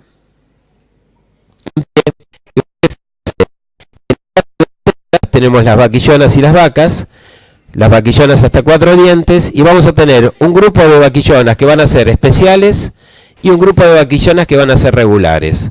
Dentro de las especiales hicimos una subdivisión hasta 390 kilos en pie, y única forma que podríamos tener en cuenta para diferenciar. ¿Por qué? Porque antes estos animales, en muchos casos, los que eran más pesados, ya pasaban a una categoría vaca. La vaquillona se la ha castigado durante mucho tiempo. Ya en la definición de la en el palco, llegaba un una res de hembra y veía que por osificación era un animal joven, le tenía que poner, más allá del peso, que era el tope que había, hoy en día 125 kilos, o hasta el año pasado 125 kilos, era vaquillona. Pero si nosotros mirábamos la osificación y veíamos que a ese animal, a esa media res le podíamos poner la categoría de vaquillona, ¿sí? Entonces, tenemos casos de animales muy pesados, que tenemos medias reses de 150, 160 kilos, que son vaquillonas, porque provienen de una cruza continental, factiblemente. Y para las vacas que continúan ahí, vamos a tener estos animales especiales y jóvenes, donde también tenemos una definición de kilos, livianos y pesados, hasta 430 y más de 430, 8 o más especiales adultos, también una definición, alcanzado su peso, también se sigue definiendo con un peso similar, y bueno, y después vamos a tener las regulares, que son las vacas que nosotros vemos. Ahora vamos a ver unas figuras y que tratarían de demostrar esto. Y en el caso de los novillitos y los novillos y el mej y el toro, tenemos algunas diferencias. Los novillos tenemos también similar a las vacas, el mej hasta 2 dientes, como lo dijimos, y tenemos acá estos livianos o estos pesados, 430 o más de 430, y en el caso del toro es la diferencia. Un animal de 2 dientes, macho entero, más de 2 dientes, va a ser un toro. Pero el toro, ¿cómo se va a quedar? De carne que tiene la media res. O sea, cuando nosotros compramos toros tenemos 3 posibilidades, primera, segunda o tercera. Es un animal muy voluminoso y la carne se utiliza específicamente para chacinados.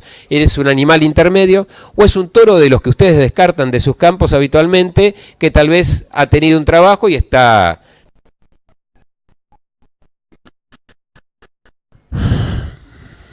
Bueno, con esto ahí dice cuáles son las razones para que conviene adoptar este sistema. Y nosotros tenemos una tipificación, o teníamos una tipificación que devenía del año 1940, cuando en Inglaterra, donde lo que hacíamos era decir, mirábamos volumen de carne y era lo que en ese momento se podía hacer. Hoy en día, al mirar estas bases, empezamos a cambiar ese concepto, porque no necesariamente el gran tamaño corporal implica que vamos a tener un producto. Bueno, entonces esto sirve para orientar a la producción, estandariza el mercado y gestionar que los animales, la heterogeneidad de los animales. Bueno, cuando nosotros vamos a comprar un auto, nos dicen que ese auto va a tener tal cilindrada, va a tener lo que tratamos de hacer la clasificación y la tipificación es de estandarizar el comercio. O sea, lo que ustedes venden, que tenga un proceso de estandarización. Y cuando nosotros vendemos a terceros, nosotros tenemos que darle la pauta de lo que vamos a producir y a partir de lo cual se va a generar la carne. O viene a ser objetivo porque los dientes es un formato objetivo, aunque puede haber algunas características que pueden variar de acuerdo a zona, de acuerdo a raza, pero en líneas generales está estandarizado que la dentición es un formato que se puede observar, ¿sí? Es un idioma común, porque todos lo conocemos, y bueno, y el resto de los temas y mejora continua y nos va a permitir, creemos, mejorar el proceso de la cadena. Bueno, en la resolución, como lo decíamos antes, 378, nosotros teníamos estas consideraciones: peso de media res, sexo, clasificación sí entraba, las contusiones no entraban, este es un tema que ahora vamos a hablar, y la conformación y terminación sí entraba. Ahora vamos a hablar de cada uno de ellos. Ahora en la resolución 32 vamos a tener todos estos elementos que se van a incorporar. O están incorporados. Contusiones. Bueno, la conformación es la descripción externa de la media res, que es lo que veníamos haciendo hasta ahora, y se sigue haciendo así, pero con el parámetro como lo definimos por diente. Después, la terminación va a ser la cantidad de grasa que va a cubrir a esa media res, que puede ser abundante, mal distribuida. Y las contusiones, nos vamos a detener en esto y vamos a mirar algunas imágenes. Pero si nosotros consideramos que para ver la terminación lo que estamos viendo es una cantidad de grasa que está en superficie, ahora lo vamos a tratar de ver en unas fotos, es medio difícil, pero vamos a tratar de explicarlo. Bueno, estas van a ser A, B, C, D. Entonces tenemos excelente, muy buena, buena, regular, inferior, ¿sí? Y acá tenemos cómo se verían cuando mirábamos en las otras categorías anteriormente. Ustedes imagínense, ¿conocen alguna raza criolla que ha bajado alguna vez del pie de monte? Y muy poco. Son animales que realmente no tienen musculatura, no desarrollan musculatura porque tienen un formato de subsistencia. Sino en Catamarca nosotros lo vemos muchas veces cuando van a sacrificio en los frigoríficos y son realmente animales que tienen una figura completamente plana, no tienen cambio. Uno de esos animales que veíamos, este año no pudimos hacer un concurso de novillos, así que no pudimos hablar de excelentes o no, pero veíamos acá, cuando los traía alguno de los productores habituales, esos animales bien desarrollados, bien terminados, que no tenían excesos de grasa, con muy buena conformación, fíjense, la tabla, o sea, donde la zona de los bifes, bien ancha, bien plana, las paralelas, bien despejado del piso. Fíjense que en la zona de la vacuola no hay excesos que sean compresiones, parecida a esta o igual a esta que veríamos en el gancho, donde estamos viendo que las paralelas que tenemos entre la zona ventral y la zona dorsal que tienen una menor conformación, el parto va a estar más deprimido y lo que vamos a tener factiblemente sea una zona de más pecho. Entonces, en vez de tener un tipo de rectángulo, vendríamos a tener como un triángulo, ¿sí? Veamos acá que la zona de la paleta es una zona bien manifiesta, bien encarnada, desarrollada, y bueno, esto sería la categoría A. Y acá tenemos una imagen. Esta imagen se la pedimos prestada a Australia, que ellos la utilizan, la gente del MDL, ¿sí? Y acá nosotros vemos un animal con muy buena conformación, donde está bien despejada las patas, donde tiene un buen volumen de carne, y podemos ver, mirándolo de A a E, cómo va disminuyendo la cantidad de carne. Fíjense que acá no vemos el cuarto delantero, mientras que en este animal en delantero, y donde vemos la conformación cómo va variando de un animal realmente bien desarrollado, bien encarnado, un animal con menos encarnado. Y esto sería como veríamos esos animales que vimos recién, como los veríamos acá. Y ahí tenemos, y ustedes claramente pueden ver este animal con mucha cantidad de carne y este animal inferior con menor cantidad de carne. Las vacas, que muchas de ellas nos está comprando China y que antes acá la picábamos la carne para hacer un producto enlatado o este tipo de animal, está llevando otros también, no solamente este, pero es un animal inferior, es un animal que nosotros descartamos, es un animal que puede ser una conserva y ninguno de nosotros comemos ese tipo de animal. Hay distintos mercados. Hay distintos grupos. Tiene un mercado para esto, tiene un mercado para esto y tiene otro mercado para esto. Es medio complejo porque ellos comen diferente de nosotros. Nosotros comemos un bife, tal vez, bueno, pero a ver, cuando le digo que se llevan todo, se llevan todo, ¿eh? No, porque están pagando bien, están pagando muy bien. Si miramos los valores, y ha tenido algunos retrocesos ahora, pero bueno, es lo que ha permitido durante todo este año y pico que estamos a full con esto, sacarnos todas estas vacas refugo y estas vacas terminadas del campo, y las han pagado muy bien.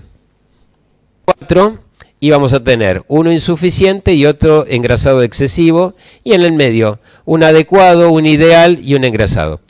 ¿Por qué son importantes estas categorías? Cuando nosotros trabajamos con una categoría adecuado o ideal, fíjense, no sé si lo van a poder apreciar de ahí a la distancia, este es un animal donde se ve el músculo, ¿sí? Ustedes ven rojizo acá y no están viendo. Este es un animal grasa cero porque no tiene nada, es directamente, en la grasa 1 empezamos a ver un animal que empieza a tener grasa distribuida, adecuada, pero que estamos en un grado, cuando hacemos cortes de este tipo de animal, estamos con lo justo. Sí, a ver, vamos a transformarlo en números a esto. Un proceso de exportación, estamos hablando de una tonelada de carne que vale tal vez $11.000 contra un corte. Este sería un grado ideal, donde van a ver que está la totalidad de la media res con una cobertura de grasa ideal. Y vamos a pasar a los otros grados. Este sería una grasa 3, fíjense cómo se empieza a manifestar y se empiezan a ver cúmulos, pero el tamaño que tiene una lapicera, fíjense que está multiplicado por 5. Y acá Daniel nos podría dar una clase magistral de la pérdida que ustedes han tenido de darle tanta comida a ese animal y que lo han pasado de grasa. Esto, a ver, para definirlo, esto es una foto que sacamos en Salta. Y es un animal que estaba destinado a una cuota de exportación 481, que es una cuota de alta calidad para Unión Europea. Y esta gente, como pensó que no llegaban, le dieron 150 días de encierre. Así que perdimos mucha plata, porque lo que pensábamos que iba a pesar tal vez 3 o 4 kilos, pesó 2,5 kilos. Bueno, y el otro tema que se tenía en cuenta antes, pero que tiene que ver hoy en día, y es lo que ahora vamos a mirar otras fotos para ver lo que pasa, es el tema de las contusiones. Vemos mucha hacienda contusa, seguimos viendo mucha hacienda contusa. Entonces me parece que es un tema en donde esto tiene que entrar a tallar. A ver, en muchos lugares nosotros le preguntamos a los matarifes qué están haciendo, porque vemos contusiones que pueden ser resultado del trabajo de ustedes, de una superficie, hay contusiones que se ven, y lo cual me generan pequeños derrames y imagínense que ustedes le pegan con un alarreador directamente sobre el bife angosto, ¿sí? Sobre la parte de atrás del animal, le pegan así. Y tiene mucha gracia y no lo podemos trabajar, puede ser una contusión superficial, pero indudablemente siempre se mantiene. Entonces, ese corte va a perder valor comercial. Bueno, acá tenemos una contusión grado 3, sí, desde la cruz hasta la grupa, bien hasta atrás, está contuso todo lo largo. Las contusiones de puerta, como usted está diciendo, puede ser una esta, que la puerta no esté levantada y el animal pasó y se raspó en el apuro por bajar del camión. Bueno, depende del tipo de golpe, puede ser superficial o puede ser profunda. Si es superficial, bueno, no sería. Pero ¿qué nos pasa con esto? Cuando nosotros querramos trabajar estos bifes que tenemos acá, no los vamos a poder trabajar porque están completamente contusos. Fíjense esta otra, el grado de contusión que se generó, esta es la misma res, no sé si lo ven realmente, pero yo les puedo asegurar, lo vi personalmente, estaba la costilla quebrada. Esta es una típica contusión del animal cuando ustedes lo van arriando y se golpea, y bueno, y este es el resultado de lo que pasó con el vacío. O sea, hay que gastar mucho dinero para hacerlo porque tiene mucho desperdicio, más allá que el valor del corte es importante, pero lo más importante es que el vacío lo comemos nosotros habitualmente, así que es una pérdida para nosotros. Acá tenemos un extremo. Este animal directamente se ha caído en el camión. Lo faenaron el frigorífico La Anónima, que tenemos autorización para mostrarles la imagen. Y la carne está en buena salud en la playa de faena, para lo cual se le sacó toda la grasa que tenía en superficie. Fíjense cómo quedó. Quedó una liebre. Bueno. Las etiquetas hoy en día con este sistema, este es el sistema de la que me decía. A partir de todos estos datos que se empezaron a generar y se empiezan a cargar en el romaneo, cuando nosotros hasta ahora tenemos más o menos analizado de cuota 481, que es la que verificamos todas las semanas en los frigoríficos que faenan, aproximadamente de la Cámara de Feedlot, al presidente saliente, el otro día en una reunión, ¿cuánta de la información que nosotros generábamos de estar en el frigorífico le llegaba a ellos? Nada, me dice. Así que la importancia es que la información fluya. Sí, si tenés contusiones va a estar marcado la res que tenía contusión. Lo que es difícil es que vos identifiques, si vos pensás en tu caravana, a ver cuál de los animales va a ser. Eso es imposible. Hasta ahora no lo tenemos solucionado.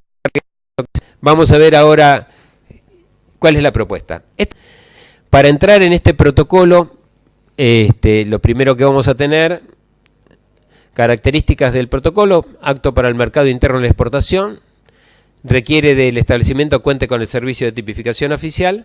Vamos a tener que hacer lugar a algunos de estos elementos. Sí, usted dio una definición sencilla. Eso es, porque si usted manda un animal que lo corrieron todos los perros a faena, lo golpeó y lo maltrató, más que seguro que ese animal va a liberar hormonas como la adrenalina y va a empezar a correr y va a perder tal vez...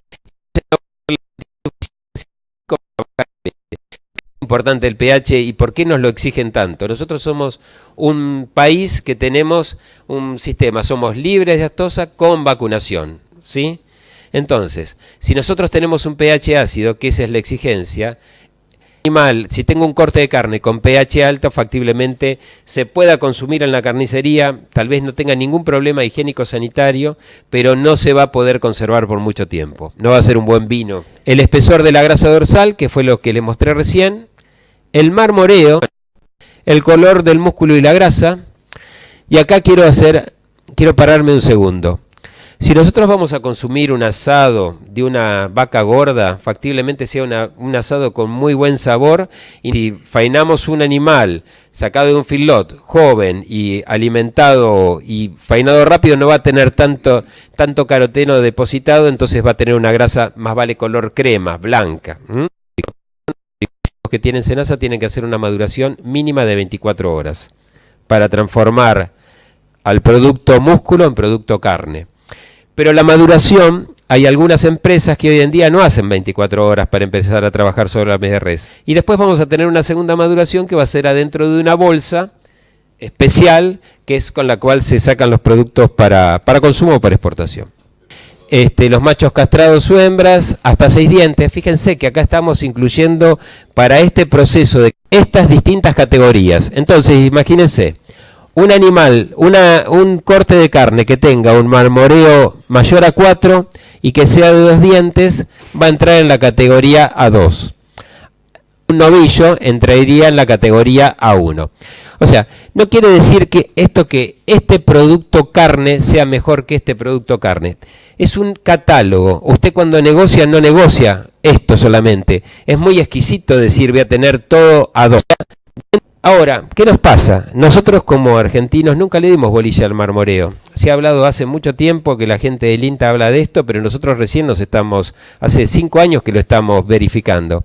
Y dentro del proceso de comercialización interno del frigorífico, no lo que va a llegar a ustedes, vamos a tener algo así.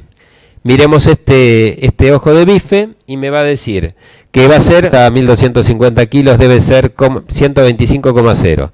Un área de ojo de bife de 78 centímetros, que es un área de ojo de bife muy... y que va a tener un color de músculo rojizo. Bueno, las mismas consideraciones.